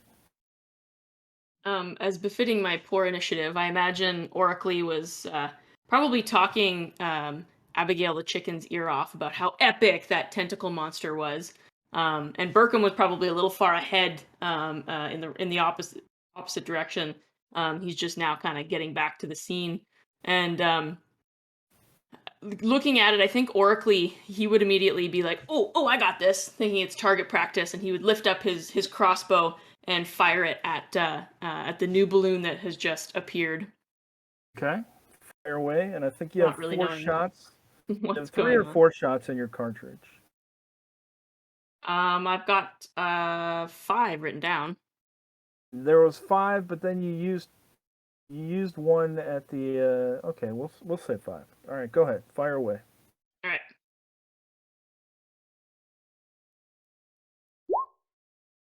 14 to hit. hits as you drive through the balloon, popping it. Just as quickly as it appeared, it is gone. And Oracle's like, yes! Get good with this thing. And Abigail kind of flies up the chicken. She kind of closes the gap, and she sees the doll, and she tries to go for it with probably with her feet as well. She flies in, tries to attack this thing. All right, let's see that rake attack. You know, she is not happy at getting her porcelain rake the first time. But a 6 is not going to cut it. And Burkham, he's like, what is this vile trickery? And he kind of is at first wanting to question this doll person, but seeing her face, he kind of approaches kind of menacingly. But I think he just wants to try and like intimidate. Like he's not afraid of this little doll that we're surrounding, but he kind of wants to try and talk to it. So he's gonna try to intimidate it into like stepping down, if that's even possible. Anything is possible. Give me a personality check. Personality. Oh, 20. Nat 20. But all right, so you saddle up to the doll, and puffing out your chest, being an imposing authority figure. This doll looks up at you and doesn't know what to make of you. She pauses for a moment, and her head kind of tilts. Face does another 180, and now an inquisitive look is on her face, almost questioning. What do you want? What's your purpose? Why are you standing next to me in this manner? Yeah. Go ahead and ask one question. Ooh.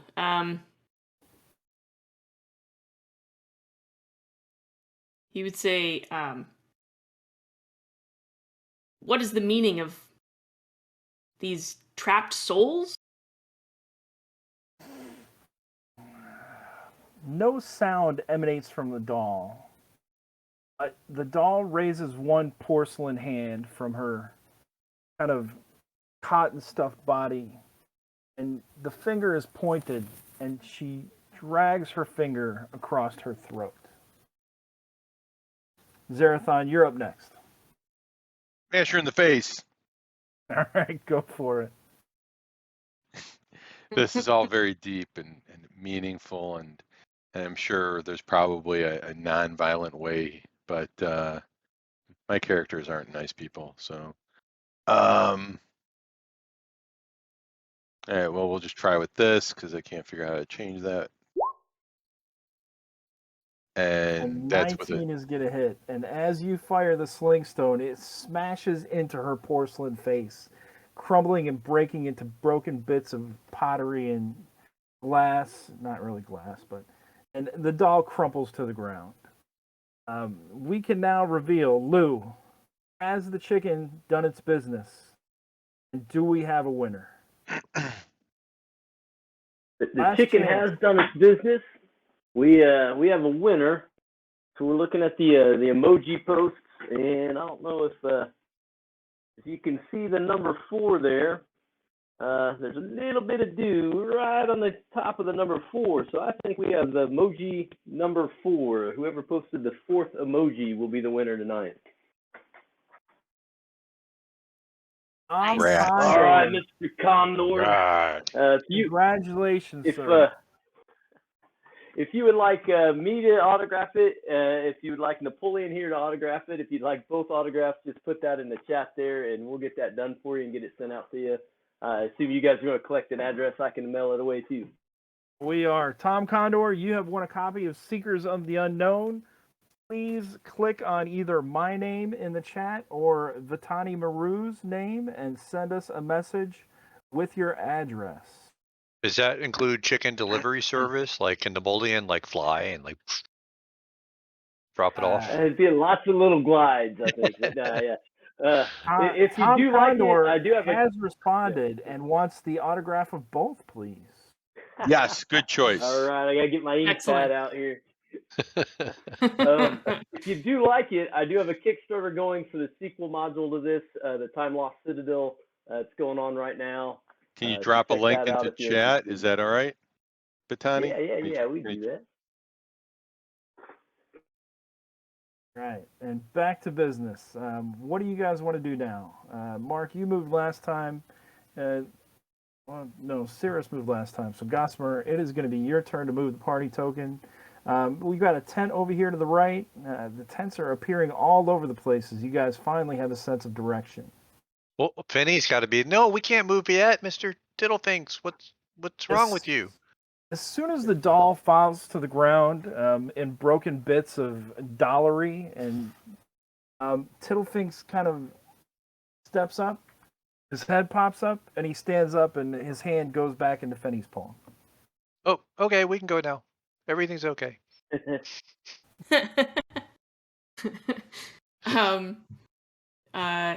Yeah, I think Burkham is going to kind of huff a little bit and be like, these things just pop out of nowhere. Like, we need to get on track. And he says, we got to head towards the children, get this over with. And so he's going to lead the group towards the northwest. Were there any balloons left from her collection there? Like uninflated? Give me a luck check.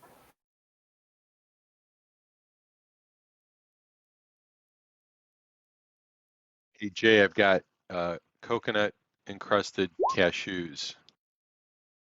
These are good. Yum.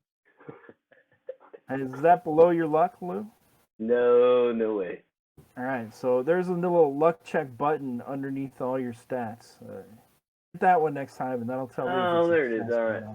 Yeah. Can you try again? Right, so unfortunately, you cannot try again because Lou inspects the body and hasn't found any. So it appears she blew up the last one. You have a little tent over to your left there as more of the midway clears up. Let's see here. Low and melancholy music in the distance draws you past a row of dreary tents and food carts. Eventually, you find yourselves near the entrance of a tent that shows signs of life. The fragrant scent of roses flow from the opening, accenting the soft ambiance within. Female sobs can be heard from within the tent. And are you going to stop there, Gossamer, or are you going to continue on?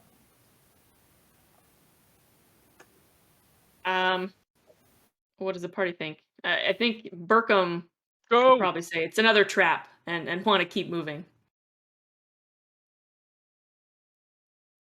Sounds good. Bass would probably speak up. I mean, sounds like somebody's in distress, doesn't it?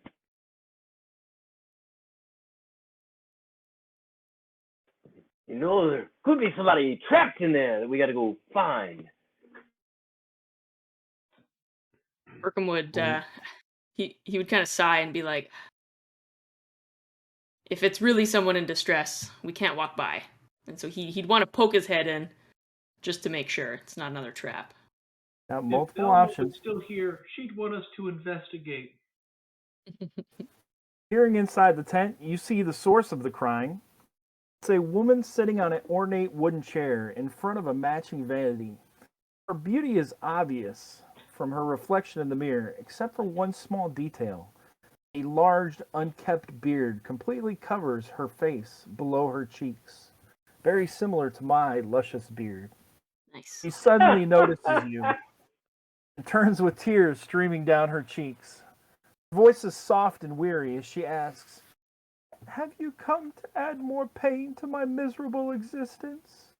She raises her hands as if to surrender, and you immediately see another source of her sorrow.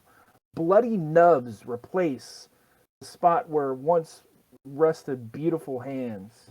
The bandages are blood-caked and dirty, seemingly not having been changed in ages. Slippery Kita says, what has happened to you here? Who are you? I am Constance, cursed for these many years to live alone and watch my family through these damned mirrors. Are you guys going in to talk to her, Kita, or are you just calling out from the entrance of the tent? Going in. All right. Anybody Yeah, else Bass going in? will. Yeah, Bass gonna flop on in there. Yeah, eventually, yeah, my guys would go in. All right. Cirrus, Yep. what about Yeah, Daphne? he's going in. And Mark, Yep. you said you were going in too? Yep, we'll go in too. All right. Kickjaw and the CT tells Kickjaw to wait outside, but he doesn't trust this, so they'll stay outside. It's just a simple bearded lady. My sins against the laughing god were judged too severe to ever be pardoned, and the black jester had my hands removed so that I can no longer comb my beautiful beard. You cannot end my curse, but perhaps you could provide me with a brief respite from this cursed existence. She gazes at a beautiful gem-encrusted silver comb on the vanity, then back toward you. A hopeful smile appears underneath the thick knotted beard. Well, Slippery Kita will eye the gem-encrusted, wide eyes, pick it up and begin brushing in her beard and whispering some platitudes or something like that, saying, "Oh, it's terrible, terrible, terrible." All right, you go over and pick up the gem-encrusted comb and give me an agility check with Kita, please. And what is Kita's occupation? Hairdresser? No. No. Convenient. Where do I find that on the character sheet? It would be up the top left. Top Above left? your stats. Yeah, up at the top left above your stats. She's a Josh? No. She is a guild beggar. Guild right below beggar. Josh. Yeah, there you go. Do an agility check. Agility check, please. All right, she You got 21. pick up the comb, and although the beard is very coarsely knotted together, and it obviously hasn't been appeared in ages, you carefully and deftly comb through a portion of it on her left cheek, and she smiles at you lovingly. Please, continue. Give me another agility check.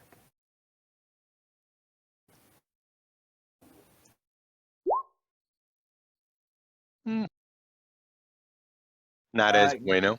Not as bueno, but combing through the center of the beard, you definitely tug on some knots, and instead of yanking them to break them apart, you gingerly, gently grab the hair and separate it with your fingers. Pieces of caked on mud and guck and are falling out of it. It's gonna be as you food. comb the middle. Food. A lot of food. She doesn't have any hands to eat, so She's gotta be eating something. I guess she's gonna, put her head in there to eat. But you Yeah. have the left portion and the center portion very nicely combed out, and only the right portion of the beard remains a tangled, matted mess. Give me one last agility check. Oh no. You know that the 12 succeeds. Do you want to stay on a 9? Do I want to spend some luck, is what you're saying? That is what I'm asking you. I'm gonna spend some luck. I'm gonna spend 3 points of luck. All right. Kita spends 3 points of luck, dropping her down to an 11. And she professionally, almost as if you were a barber, I don't know if we had any barbers amongst us, combs out the right side portion of the beard. And Constance looks back in the mirror, a huge smile on her face. And tears begin to come out of her eyes. Thank you. I can't thank you enough for the brief respite you've provided me with. Here, on my vanity, there's a small box. Please, take it.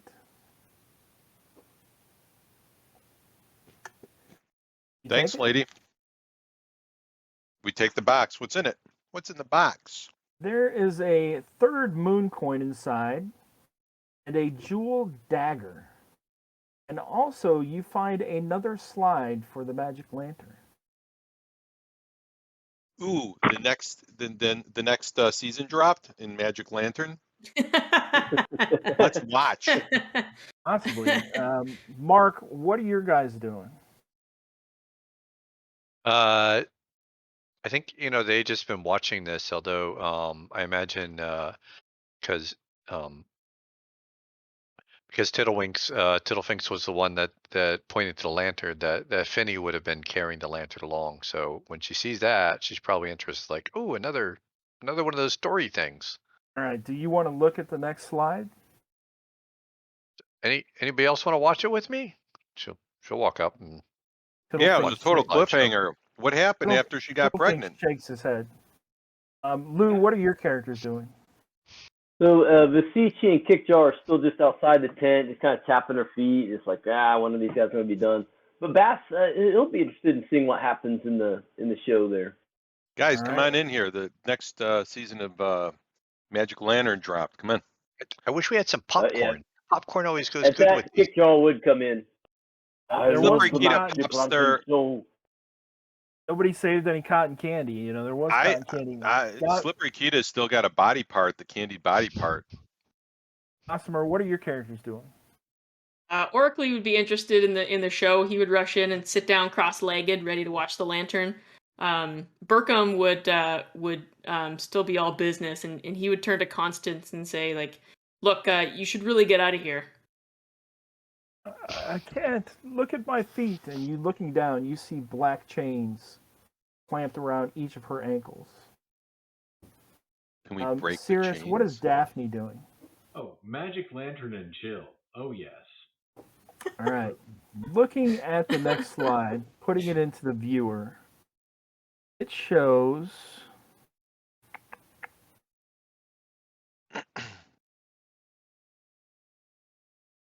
first panel is of the jester purchasing a lovely keep surrounded by a farming community as a home to raise the coming newborn. The couple stop performing. The jester paces nervously in the next panel, while in the bedchamber, neighboring wives help bring a beautiful baby girl into the world. In the next slide, the couple raises the child lovingly for a few years, but eventually the jester misses the roar of the crowd and begins touring again, just in local areas. In the next area, the jester's fame grows, and he becomes addicted to the adoration of those he entertains, while his wife and child begin to look sad and suffering from loneliness. On to the next one. The jester packs to leave for the road once again, and his wife tearfully takes a stand. The two argue briefly before he storms off into the night. Both wife and child are left in tears. Next slide shows the jester traveling to his venue, troubled and conflicted. Reaching the castle, he performs for royalty. During an act for the king's children, he envisions his own child and realizes the error of his ways. The jester sets off home to right his wrongs, planning to completely retire once and for all from performing on the road. In the very last slide, he finds the keep burning in flames the night of his return. Both his wife and child's screams are lost in the blaze of fire, leaving the jester overcome with pain and guilt. After the funeral, he takes a stuffed bear belonging to his daughter, along with his wife's violin, and wanders off into the forest. Does the stuffed animal look like Tiddlywinks? It does not. That stuffed bear has a burnt half of its face where a skull appears underneath. Definitely not cute little Tiddlefinks. Nice. And Tiddlefinks looks up at you with his real teeth and smiles. You want a gold tooth? You sure you don't want a gold tooth? You want a gold tooth? Tiddlefink Yeah? shakes his head, yes. Okay, I give him a gold tooth. Tiddlefink puts it in his paw and looks at Fenny. Tiddlefinks doesn't have any fingers. Fenny. What do you want me? Do you want it in with your teeth? She grabs the teeth and like looks around in his mouth, like finds a place, see if he can slip it in to fit in with the rest of her teeth, with his teeth. Yeah, Tom Condor, send me a whisper or Vitani Maru a whisper. So just click on her names and hit whisper, and then send us a whisper with your address. And congrats. Congrats again. So what do you guys want to do now? Gossamer decided last time. You guys have combed out the bearded lady's beard. So Lou, it is up to you to pick us a direction. Does There's a large tooth- tent to our right. the tooth go into his mouth there? Tooth magically, I mean, almost as if you were a dentist for your entire life, fits directly into his mouth, kind of taking the place of one of the other teeth. As the teeth kind of widen to make space for it. Right. All right, let's move this party up north some. Remember to move Tiddlywinks. I don't think I I can. love how his name changes every time we say it. What's his name? Fiddle Finks, right? Fiddle Tittle, I don't have any brain cells. We all know this. Finks. I Just think keep it's calling him Mister. if you keep saying the right name, I'll catch on eventually. I'm just bad with names.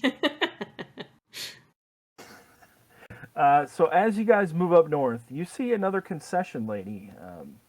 Yes? Candied ears? Anyone like a treat? Ooh, another body part vendor. It is another body part vendor, and that is going to be And- handout 3A. Buying. Over to the left, you see what looks to be like another stall for the moon fortune teller. Do we have another And- coin yet? 2 large tents up to the north. We do. Oh, we did just get one, yeah. Who took the jeweled dagger? Kita would grab it if no one else was, but does someone need a jeweled dagger? Raise your who would like the if you would like the jeweled dagger, roll a d20 in the chat. We'll see who gets the jeweled dagger. Say I want the knife. That's right. Does anyone know what that's from? It's from Golden Child, obviously. Yeah. Everybody Right. Ooh, that's a blasphemy pass. Say, Honey, you earned that. You may I earned have the knife? Right. Please. So Zerathon, it looks like you got it. So you have a jeweled Does dagger. anyone need a knife? No, it's All going to do 1d4 damage, but it is worth 35 gold pieces as well. Well, if she lives, then that'll be swell. Did we buy some body parts? Not yet. Do you want to buy some body parts? Yeah. Candied tongues, pickled Good. eyes. Oh yeah. Slippery Kita still hasn't even eaten hers. Yeah, Oracly Um, is he warns everybody. He's like, no, those are not good. Yum yum. Turns a little green. Walking up to the vendor, you see that she has something different in her little box this time. Oh, It is a small iron key with a jester's face on the end of it. how much for that key? This, and she holds it up. That How much copper do you have? I don't know. How much copper do I have? I'll take it all. All my copper for the key? It's a very prized key, very rare. Can I buy a body part first and then give you all my copper? Oh, I'm sorry, but it costs 1 copper more than what you buy the body part for. Okay, so. It'll be 1 copper short. All right. Well, let's see. Who's got the least amount of copper? Oh, she's saying both of your characters. The key. What's that? She's saying everyone's copper. Like Both your every. characters, Like our whole group, or entire just his groups, characters. all the groups copper to buy the key. Hmm. Can we just kill her? You could. I mean, you could try. Hmm. Who knows how many of these body parts she's been hopped up on. What does the key open? If it's that Eyes. expensive. It opens treasure, wonders. It opens the prize closet where you can get your heart's desire. We desire These to get the candied children trinkets back. are nothing compared to the prizes within the closet. I'm gonna lean in and ask Tiddlywinks. Does she hurt people? Littlefink shrugs. Alright. I don't The think we should. Vicici, I don't think we should murder hobo our situation. I think we should actually engage in commerce or negotiate. Daphne would be So against. the Vicici, desperate that he might get something that would turn him back to human, will command Kickjaw to show her the jewel, and Kickjaw will produce the I think it's a 20 gold piece gem that Vicici has as a starting item, and Okay. he'll show it to her. That's worth more than all our copper. give me a luck or personality check, Lou. Your choice. I think I'm equally poor on both. Let's see. What if I comb Luke's hair with Lou's hair with the black comb? Did you take the comb? I didn't hear you say you took the comb. Oh, ouch. But I I she's think you got did. sticky That was, fingers. You left the comb back on the vanity. No, I didn't. no, not her comb. The comb he got in the prize bucket or box. Oh, that comb. Yeah, you do have that comb. So she's got ears, eyes, nose, fingers, hearts, livers, lungs. She looks at you and says, "Oh, well, I'm sorry, but I would have to separate one of my toes. The gem is very nice, though. Do you have anything else to go along with it?" You'd have to separate your toes? I've got, Barkley says, I've got some fruit. I'll trade you some fruit for it. He like pulls out a couple of apples. Is this your starting item fruit? Yeah, it's his trade. He's like, these are Are you willing to give up all your fruit? fruit. Oh, all of my fruit for the key. All of your Yeah, fruit. I'll give up all the fruit for the key. So all of Wouldn't your it just fruit and the gem, Oh, or and the something gem? that can turn Vicici back into a human. Wouldn't it just be cheaper for us to just fork out all our copper? That would be for the key. Vicici, if you wanted something that turns you back into a human, you got to come with Oh. something more than the gem. Oh, because she's you got failed a your cure luck for me. check. Oh, okay. Yeah, okay. I thought that was just for the key. But if she's guaranteeing some sort of rejuvenation, Vicici will fly over and perch on her shoulder, and he'll deceivingly whisper, "I could give you Kickjaw. You could have him, all his parts." Yeah. Done. She accepts, and she takes the gem from Kickjaw, and a small, thin silver chain appears around Kickjaw's wrist, and it materializes and wraps around her wrist. It's very thin, almost like a piece of string. Master, And it's okay, Vicici. Good. Wait. So she your- reaches down. Wait. She reaches down and snaps off her big toe, which is completely rotted with a piece of bone sticking out, a yellowed nail, calluses all over it. And she holds it out, lays it on the ground of Vicici. She says, "Eat this. You will be human again." He'll fly down to it and start pecking at it, I guess, trying his best to palate it. Vicici, Meanwhile, go ahead. Meanwhile, what? I was just gonna say. Meanwhile, Vicici, between bites, says, "Kickjaw, go with her. Go. She will take you to your next duty." "Okay, master." And he'll go wherever she leads him.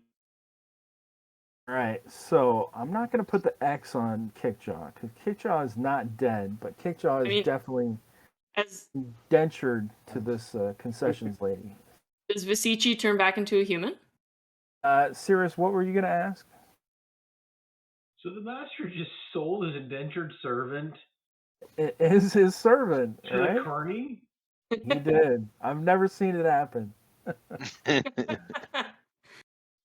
Someone as a willingly character- gave up one of the zero-level villagers. I love it. As a lawful character, I do have a problem with it, but technically they're bound by an indentured servitude contract that's transferable. So what can I do? Vicici, you are now at 18 out of 17 luck because I've never seen that before. And slowly your feathers begin to fall out of your body. as your chicken legs begin to fatten and take on shape. Your claws turn into small little toes as your body grows bigger and bigger. And you're standing there exactly as you were once you turned into a chicken, human once more. Abigail is immediately going to attack this vendor.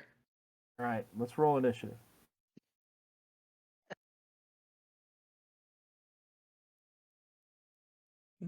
Abigail.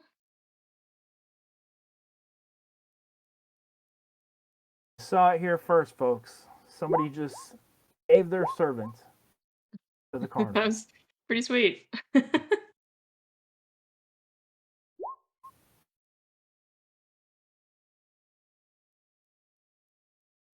I mean, obviously, Abigail's intention is to eat her. She wants to get turned back into a human. So that's All right. goal. I did not realize that. Yeah, that's. How many Or at toes least are the left other on big it? toe. I mean, Yeah.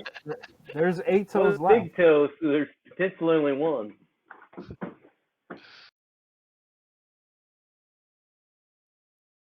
I mean, hopefully, like, would she get a surprise or something on that? Because she would just immediately, as soon as Visici turns back into human, Abigail would just immediately go to chomp on this vendor's toes. Completely agree. Lou, I need your initiative.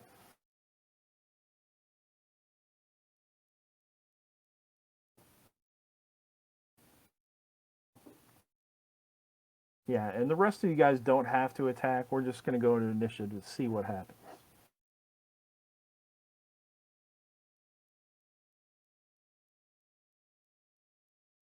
Lou, do you got an initiative for me? And you are muted, sir. I know you're trying to find So we don't actually know what you're saying. Sorry, yeah. Daphne, All right, go ahead and roll. I'm sorry, not Daphne. Gossamer, go ahead and roll your surprise attack. 'Cause you definitely will get a surprise attack. And I believe surprise attacks are a +2, maybe? I don't know. I'd have to check that in the book. But an 8, a 6, or an 8 is not going to cut it. I mean, I would definitely burn some luck on that if possible. You could burn some luck. How much would you like to burn?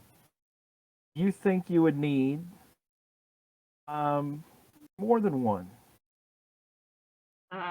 So we're saying it's an 8. Is that correct? I'm going to say it's an 8. I think there's a benefit for a surprise, but I'm not positive. I have to look it up. But tonight there is. So that's an 8 right now. She's gonna burn 4 luck to make it a 12. A 12 hits.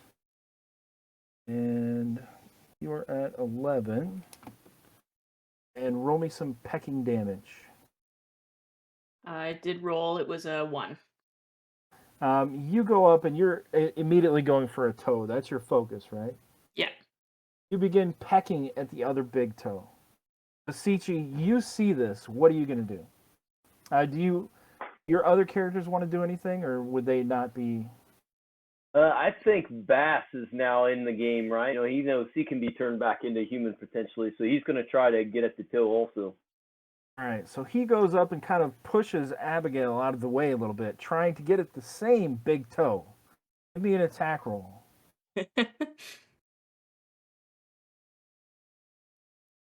Still 2 more chickens and only 1 toe. 15 hits for 2 points of damage as you get a bigger chunk of the toe than poor Abigail did. You begin to have a few feathers fall off as you're consuming this rotten flesh. And do your other characters want to do anything, Lou? I'm not sure what all Kickjaw can do. He's got that the silver manacle or whatever attached to her. Kickjaw is no longer yours. He shouldn't even be a thought in your mind. He is mine now. All right, yeah. So both my characters, Visici's just finishing the toe that he had and kind of getting used to his human form again. So I'm good. I'm done. All right. The concessions lady looks around and she says, "Kill them."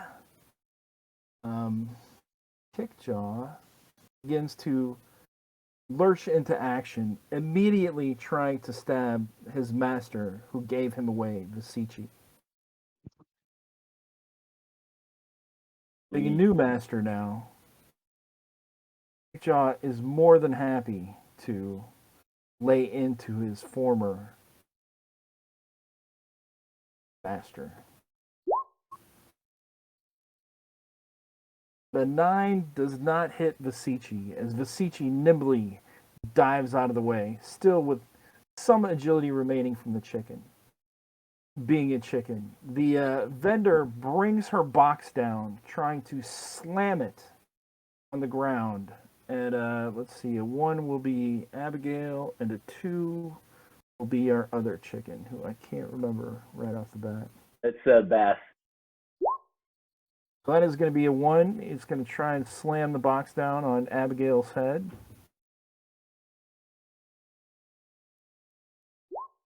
Uh-oh. Oh, Uh-oh. Abigail. That's a 21. Your initial damage is, and for the crit, My hit points changed as a chicken, so I think I only have 2. all right.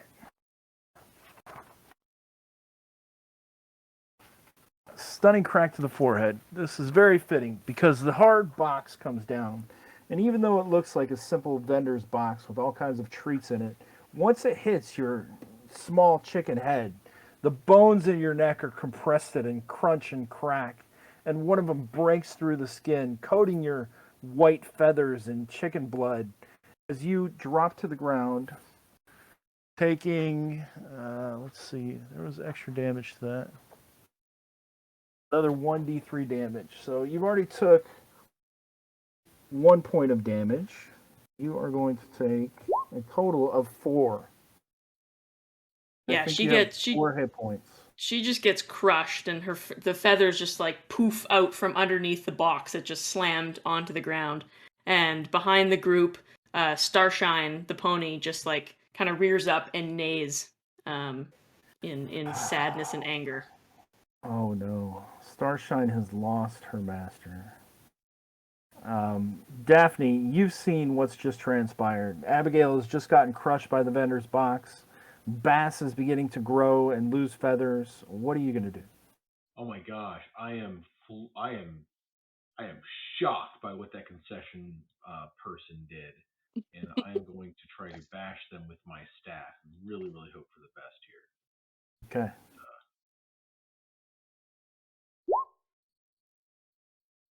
And 7 is going to miss. Yep, that's not going to do it at all. All right. So we are over to Gossamer.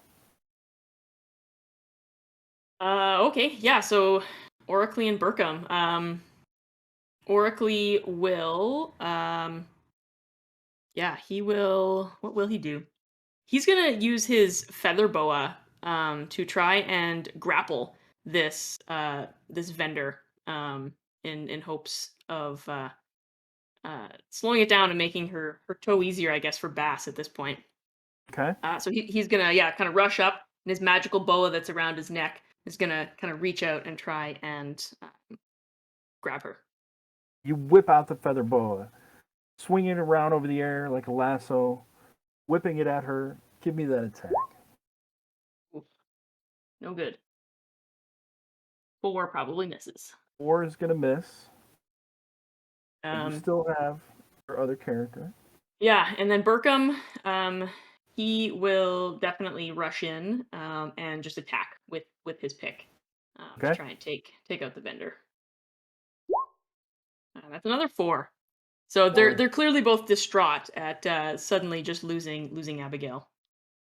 And make me an attack with Abigail, but this is going to be Starshine's attack. So Starshine, even though it's going to be called a peck, Starshine is quite distraught at having lost Abigail. Definitely. Give me an attack with Abigail's peck attack. Another peck. Do you want to stay on a 9? You have to burn one of your other characters' luck, but you are extremely. One of the other good. characters' luck? Okay, yeah. I'll do that. What do I have here? You got 7 for Oracly and 15 for Burkham.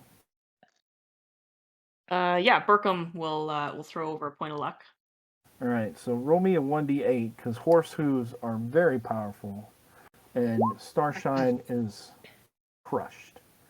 And not only is Starshine crushed emotionally, but Starshine kicks out with both her hooves, paving in the chest of the vendor as the vendor goes flying back about 6 feet, landing on the ground in a crumpled mess.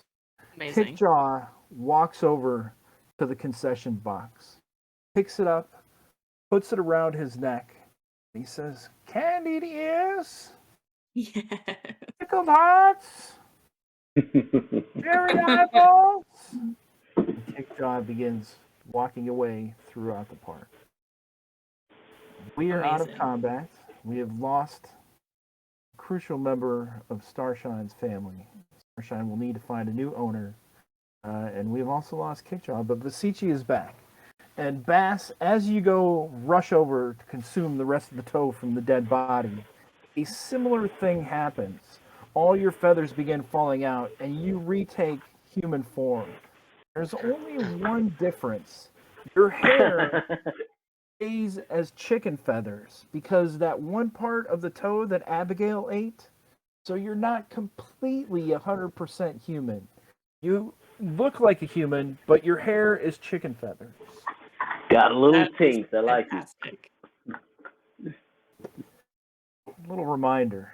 And yeah, we're out of combat. So you have a moon fortune teller up to your northwest and a large tent right up to the north. It looks like there is a large, shadowy, bigger tent behind the smaller one. To the north.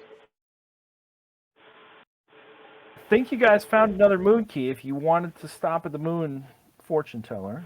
Do we have any I don't know. idea what to ask? Yeah, that's what I'm thinking. I think we need to get maybe one more step into this to know what to ask with our coin. You know where the mirror is, or at least what building it's in. You think you have a general idea of where that building is, and you know that the mirror children are somehow in a Candyland inside the mirror.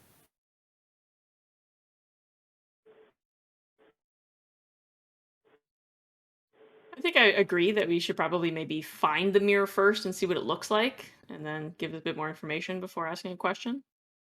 Were we going around these two tents? Is that I don't know if I'm still supposed to be moving the party token or not, but It would be Mark's turn to move the party token. oh, okay. Mark, Yeah. move the party token there. Yeah, so we'll move. Let's see, which way is northwest? Where we are. Yeah, I know. So, I can't see much above. Is there a way to get past the tents that are in front of us to go further to the northwest, or we have to go around the side? It looks like. Let me show you. What's down So- to the left there, behind us, Coming up. that you've intentionally to not revealed? you haven't went over there, so winding before this huge tent, you see a sign that says the Bone Coaster.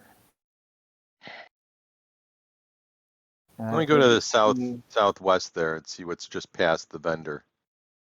That's where Zerathon would like to go. Mark, where are you going to go? I don't know if there's much around that way. I think that's just the end of the carnival thing. So I think, but no, if you want to go there, we'll head over there. We'll go take a look over there, and Tiddlefings will come along with it. You All can right, move as- Tiddlefings? Yeah, Oh, nice. As Well- you get over there, Finny can move him. You know. hold on 1 second. Let me get there. Coming over to the edge of the park wall, you see what appears to be a very large bear balancing on some type of colored ball.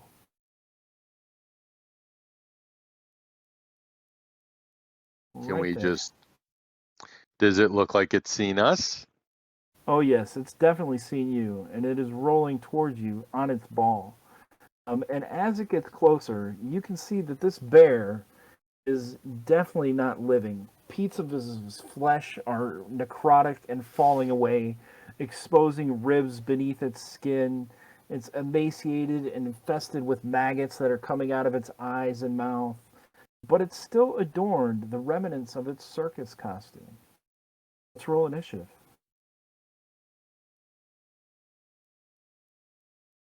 And now you know what was in that little spot.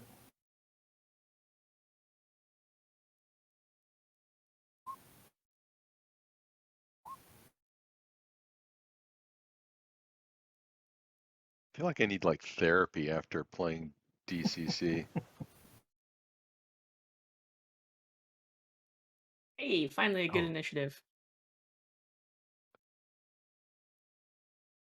I thought DCC was therapy. Maybe it's just playing with, maybe it's just playing with GrapeApe that, Are you saying you don't like my descriptions? I love them. They're grotesque and terrifying. Yeah, It's- most of us play Mork Borg after DCC games to relax and cool down. Zerathon, you're going to be up first, and that's fitting because you wanted to come over here and check out what was in this little spot of the circus, and now you know. And this zombified bear, a So very apparently I've had big, a trained 8-foot dog. bear, Yeah. is coming Apparently I've for had you. a trained dog. Can I order it to do things? Absolutely.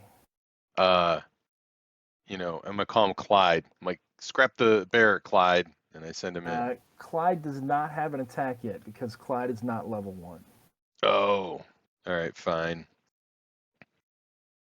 I guess then he doesn't. Cue the ice and snow music, and then we'll do an attack with the hammer. AC 9. And AC 9 is not going to hit it. And if I burnt some luck, You would need to burn more than a couple. then I'm not going to. All right. And then Slippery Keta, I think I figured out how to use the short sword. All you got to do is hit the attack button. I had to add it. This was from one of the dead characters. Oh, I gotcha. I You didn't could know have how just to do used that. the other. You could have just used the dead character and hit it. But yeah, Yeah. that definitely works. As Yeah. you stab your sword directly into the dead flesh, the dead belly of the bear, it rips off a huge chunk, and you see it cut open the rotting intestines inside, black, grotesque liquid dripping down onto the ground from where you slashed open its guts. 3 damage. It is still up. Oracly, you're up next. So Oracly and Burkham both are probably still just annoyed at this point from losing their friend, and Oracly is going to immediately just raise his crossbow and fire it towards this bear. Okay. Crossbow. That's a 10 to hit. 10 is not going to hit. Move that ammo. That And is Burkham, some nice damage, though. yeah, we're gonna leave it at that though. He's just gonna Okay. miss. And Burkham will rush in and attack with his pick. Your bolt flies wide as the bear steps down off the ball. Just as he dropping in steps down, size. Burkham swings with his pick for a And 14. 14 does hit, landing with a thunk, digging into the bone of the bear, shattering one of the shoulder blades, and you see the bear's paw and vicious-looking claws go limp. It is still alive. Sichi, you're up next, Lou. All right. Bass is going to get in there first with a smack with the short sword here.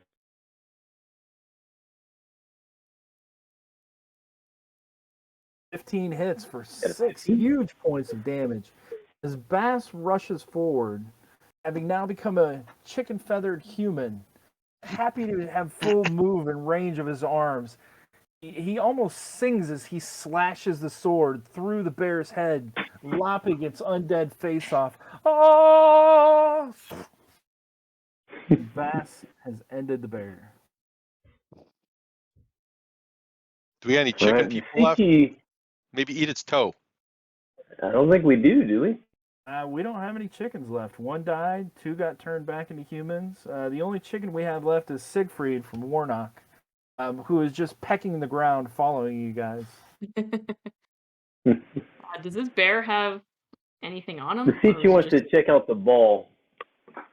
It is a leather-bound ball with straps of colored leather: green, yellow, blue, green, yellow, blue, and red. And it looks to be like a large leather, kind of a kettlebell almost. Okay. One of those bouncy balls you use for yoga. But it's not very All right, bouncy. It's pretty stiff. he'll take it with him. Gossamer, the bear doesn't have anything else on it except for the tattered remnants of its costume.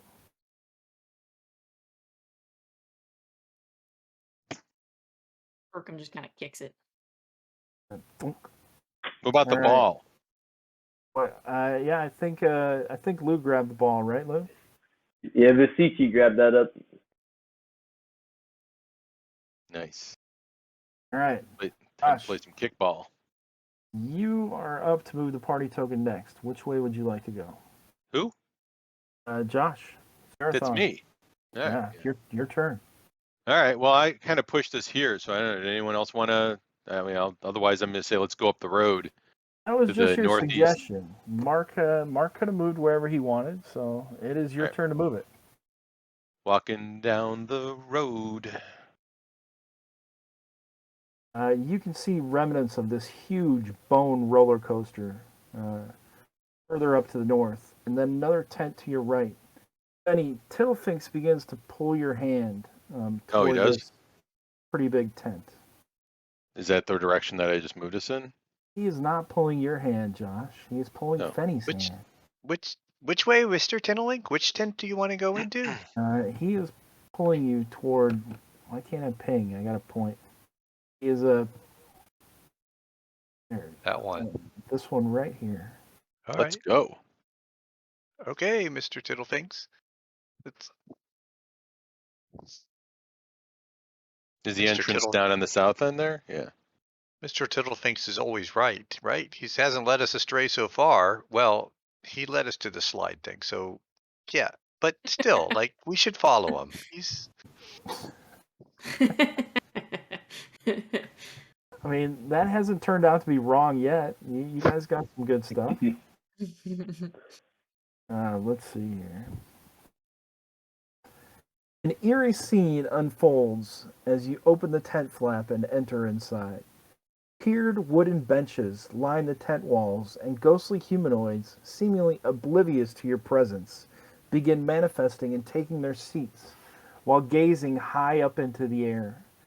Ghosts of all ages seem transfixed by the scene above. Two poles rise in the ceiling opposite each other, 100 feet apart. All platforms host what appear to be humans in glittering costumes. At the 30-foot mark on each pole, a male and a small boy stand on the side closest to you, while a female and a small girl stand poised on the opposite pole. The music grows louder as the figures begin a daring set of acrobatics, swinging from the paired ropes attached to the metal rods. The spectral crowd gasps and applauds each death-defying maneuver. Suddenly, all four of the high-flying airless make a fatal error, colliding in midair and plummeting to the merciless ground below with a bone-crunching smack. The ghostly spectators groan in disappointment as they begin to fade away. Without warning, every form in the broken heap of bloody corpses on the floor begins shuddering back to life. Bones crack and pop, and they look balefully at each other and then towards you. Each lifts a mangled hand, mangled arm in your direction. It points as they begin shouting a deathly wail. Thick clouds of black flies swarm out of each mouth, while glowing spectral energy escapes from each withering body. The corpses drop lifeless to the ground as the drowning oceans of insects rush upon you in an instant. As the flies engulf the entire party, I need every character to make a will save, please. I almost slipped and told you what it was. So every character that you have needs to make a will save. You want to roll low or high? You want to roll high. Oh, shoot. Work 'em.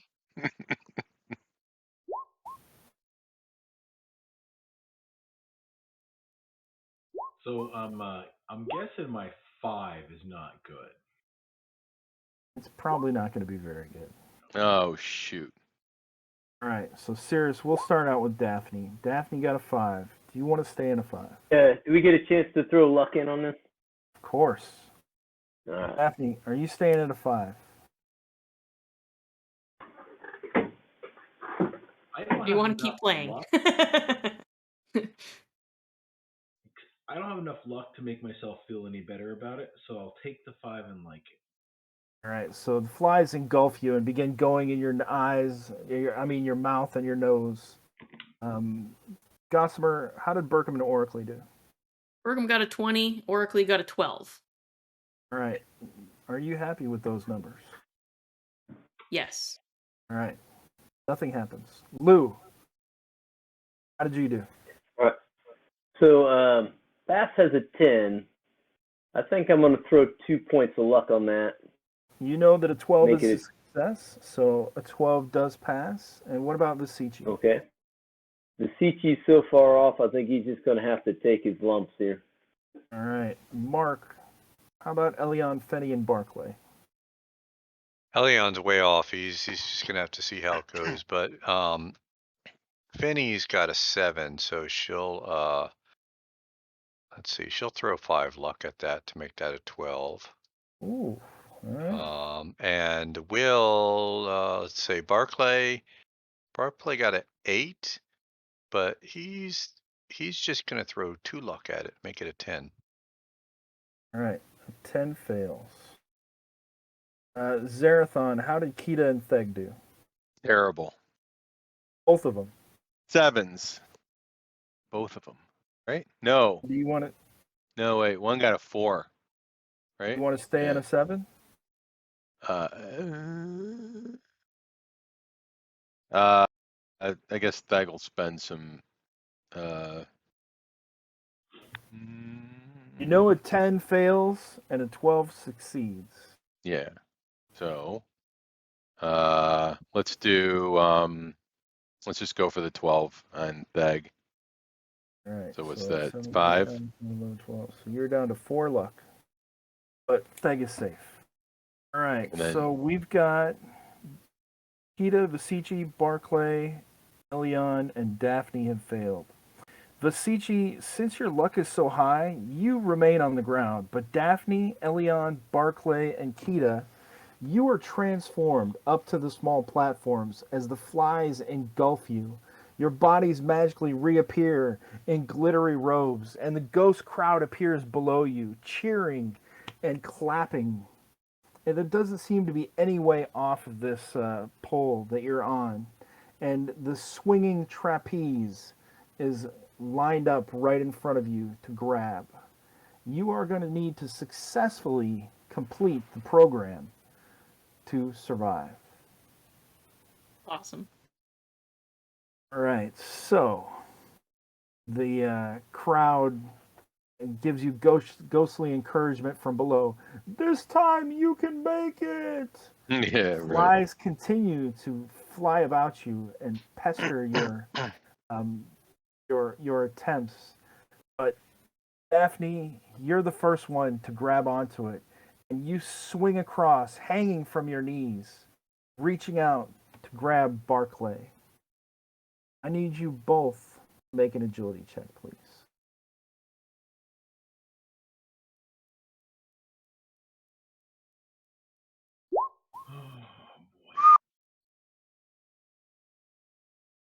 Ooh, Barclay got a 20. All right, those are very nice. You're good. So Daphne swings across, her arms held out, hanging by her knees, reaching for Barclay. Barclay comes over on his trapeze, grabs Daphne's arms in a solid grip, Swinging back to the initial platform, Daphne drops Barclay safely onto the 30-foot platform and swings back across for Kita, this time hanging by one leg. I need you each to make another agility check, please. Oh, Shazbot. All right, Cirrus.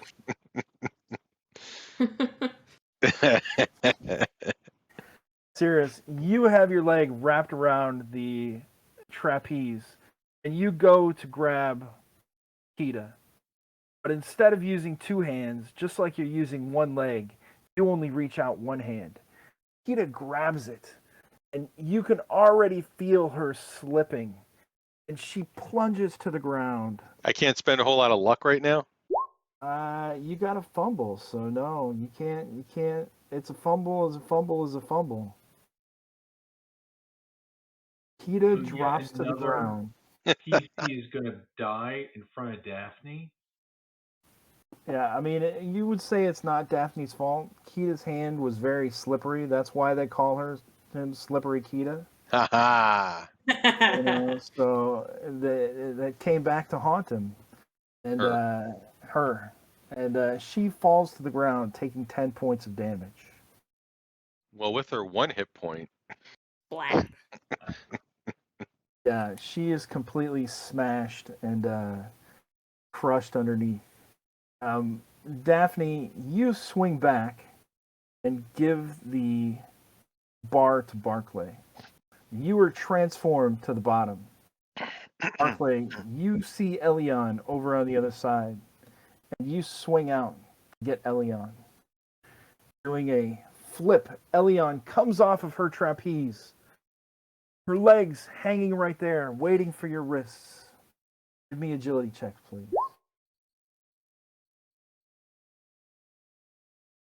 Where'd he go? And one for Elion. Oh, sorry, I did that twice for Elion or Barclay. Sorry about that. All right, so roll me one for Elion, and Barclay's at a 9. Oh, that's even worse. Does Barclay want to stay on a 9, and does Elion want to stay on a 4? Not stay on a 9. Boy, we don't know what that needs. He'll throw 3 at that to make it a 12. 12 succeed. And then, yeah, he don't want to go splat, so he's gonna burn, guess 8 luck to make that a 12 also. You can't burn it when you're dead. Oh yeah, I can't burn it when I'm dead. It's true. Mm-hmm. Josh, normally you could have spent luck on anything, but when you roll a critical fail. Oh no, I get it. I'm fine. I'm just a little cold down here. That's the downside of having a game hole is in the Midwest is that when it's below freezing, it's also cold in the basement. I'm sure Tim appreciated that death. I mean, her name was Slippery Kita. So, anyway. Another Elion slave lord bites through the air, and Barclay grabs Elion's ankles just as he's swinging back. They both land on the platform and are transformed to the bottom of the stage. The crowd goes wild, clapping and cheering, and slowly begins to disappear and fade. The tent falls into a hushed silence, and a trunk can be seen in the back of the room.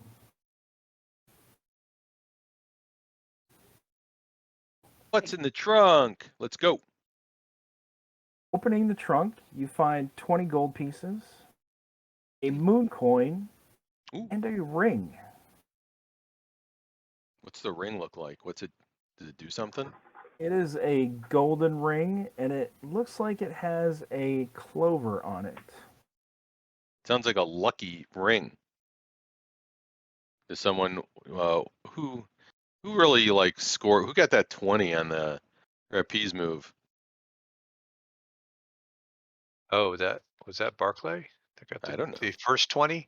I think it was. Yeah, I think he got the first 20, and then take the ring, man. It's probably like a luck ring. That is party treasure. Anybody who wants to pick up the ring, give me a d20 roll in the chat. That is how we determine party treasure here.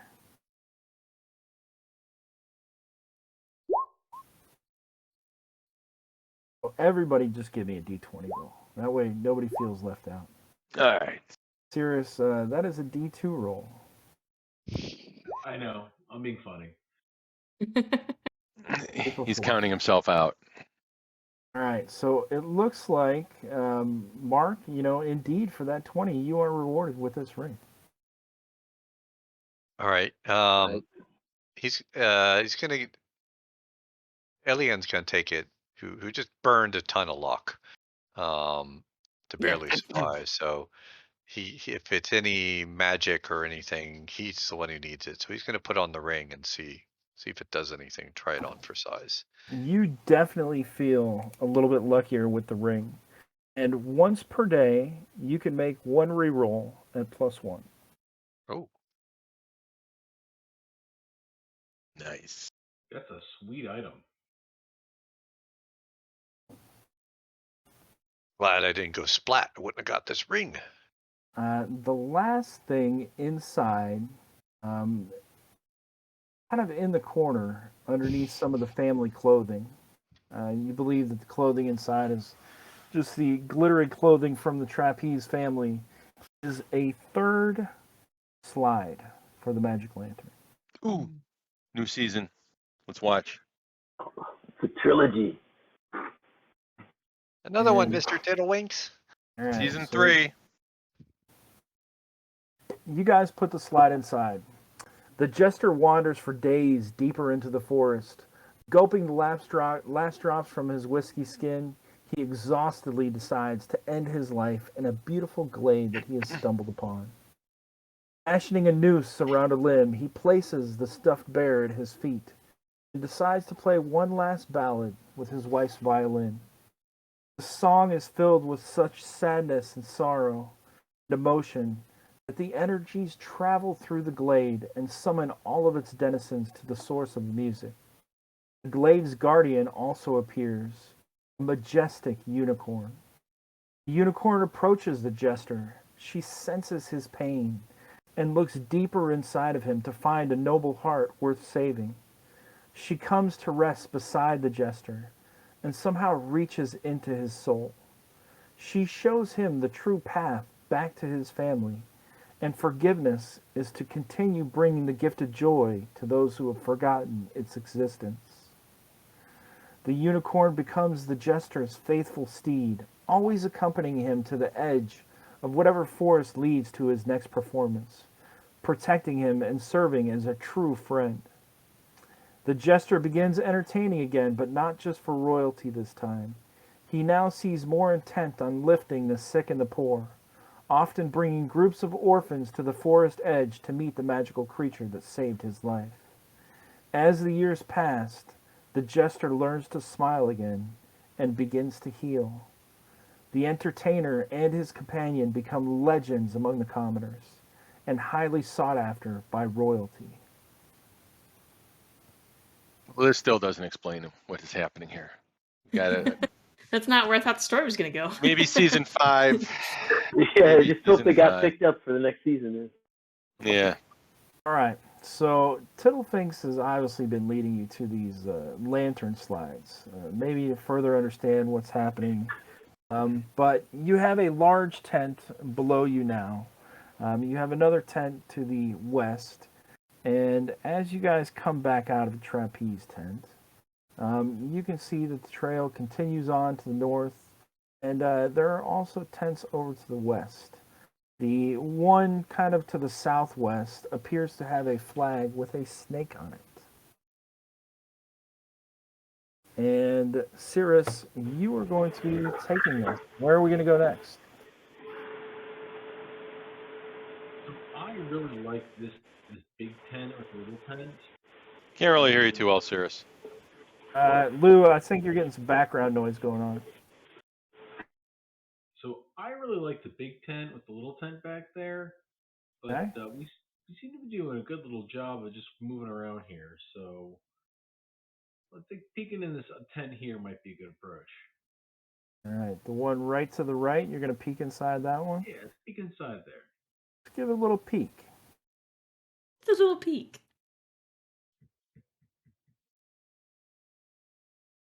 We're making some good progress tonight. You guys are moving great. As you come up to this tent, the smell of delicious food is unmistakable while approaching the tent. Peering inside, you see it's divided into two sections. On one side is a full kitchen staff, staffed by at least a dozen men going about their duties at a frantic pace. Only males are represented, and each seems emaciated, pale, and gaunt. They wear only stained aprons and loincloths. On the other side, a raised platform hosts one of the largest humans you've ever seen. His body bulges at impossible angles under his gravy-stained clothes. The staff rushes to transfer fresh, savory dishes to the behemoth's mouth at a frantic pace. Disgusting noises of fat and muscle chewed along with the crunching of bones turn your stomach. The men feeding him quickly pull their hands back before losing a finger in the feeding frenzy. A sign beside the platform reads, "Guess the weight of the fattest man in the world and win a prize of kingly size." Some of the men notice you and whisper into the enormous woman's ear. The enormous man's ear. The rolls on his body dance with a twinge of excitement, and after a guttural burp of soured milk and digested meat, he bellows, "Long has it been since I've had a visitors in my slice of the pie. Welcome, new friends. Step inside. Perhaps you would like to play a game of chance." He pauses to lick, a dribble of gravy escaping from his lips before continuing. "Win and attend a feast for kings, and also select a single treasure from my personal collection of baubles collected throughout my delicious life. Fail, and you must give me a pick of your weapons." Such a risk. Theg says, "I'll take your challenge." Gambling man. Yeah. All right. Does anyone else want to attempt a guess? So Penny says, "Do I get some food too?" Only if you win. Oh, I'll And play then you'll too be a then. Feast for kings. Yes, yes. Okay, me too. All right. So going inside the tent, each player can have one guess at the weight. Does anyone want to do anything when you get inside? Sirius, we're going to start with you. What are you thinking? Oh, I'm thinking. I'm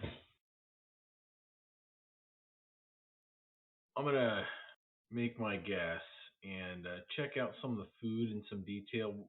Get some kind of look over a little bit this food that's being brought up to him. Does it look normal? Does it look like some of the ghoulish food that we've seen in here so far? And I think I do have a weight guess for him. All right. Heading over to looking at the food that is being still served, even as you're conversing with this giant man. It looks to be cooked in a small kitchen on the side. And let's see here. I think I actually have a map for this one. Over to the map. All right, so you guys should now. Do you guys see the map, or is it? Yeah, we see it. Okay.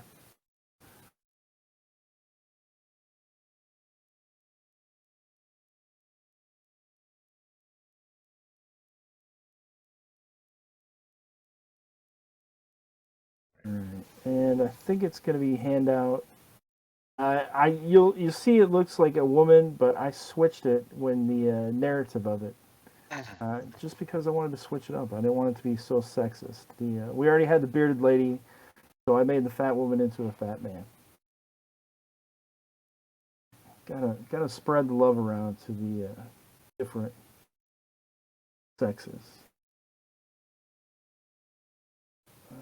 Let's see.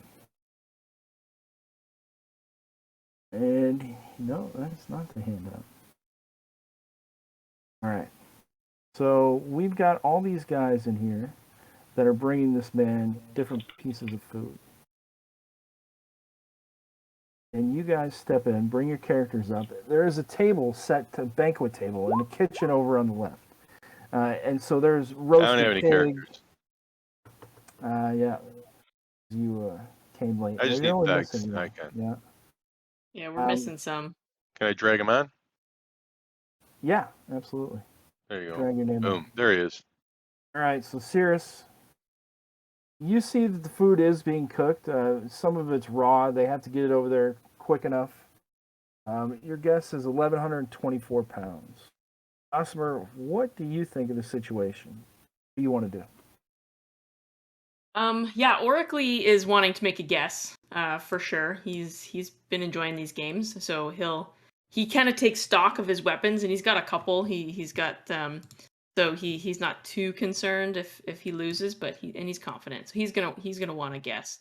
I think Burkham is going to stand back as usual and just look dour. All right, so to clarify the rules, they get a pick of any weapon in the party. Oh, They in the get to pick? party or just of the players that participate? In the party, they get their Oh. choice of weapons. Hmm.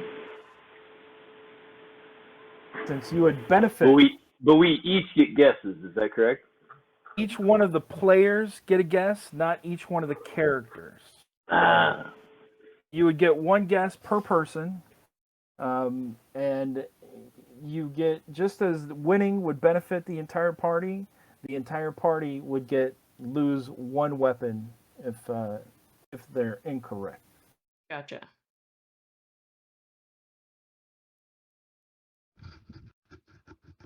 All right. So Gosmer, what do you think? I'm not a gambler, but my characters are, so I'm gonna say yes. Let's do it. All right. What is your guess? Oh, geez. Sierra's In guess pounds? 1,124 pounds. How close do we have to going- be? Yeah. Yeah, And is this we like we Price is know Right like You gotta be dead on. I mean, this is Dead on. That's the weight. All right. Well. and do we maybe know I like when won't- one person makes a guess, we know whether it is or isn't correct, or do we got to all make guesses and find out if any of us were correct? That's a good point. So, Cirrus, Daphne calls out her guess 1,124 pounds. And the man's booming voice says, close, but I don't weigh that much yet. And stuffs a Danish in his mouth, along with a handful of coleslaw. You know it's lower than 1,124. He did say it was 650. close. And so 650, he says, 650? I weighed 650 when I was 12. No, much higher. You know, Is there a scale? Is there an actual scale in this tent for us to check his weight when we're all done? Undetermined. Okay. All right. Bass's guess is going to be 815 pounds. 815. You're getting closer, but you're still a ways off. The first guess was the closest. 815. I weighed that when I was in my 20s. Mark, you're up next. What would your characters like to do?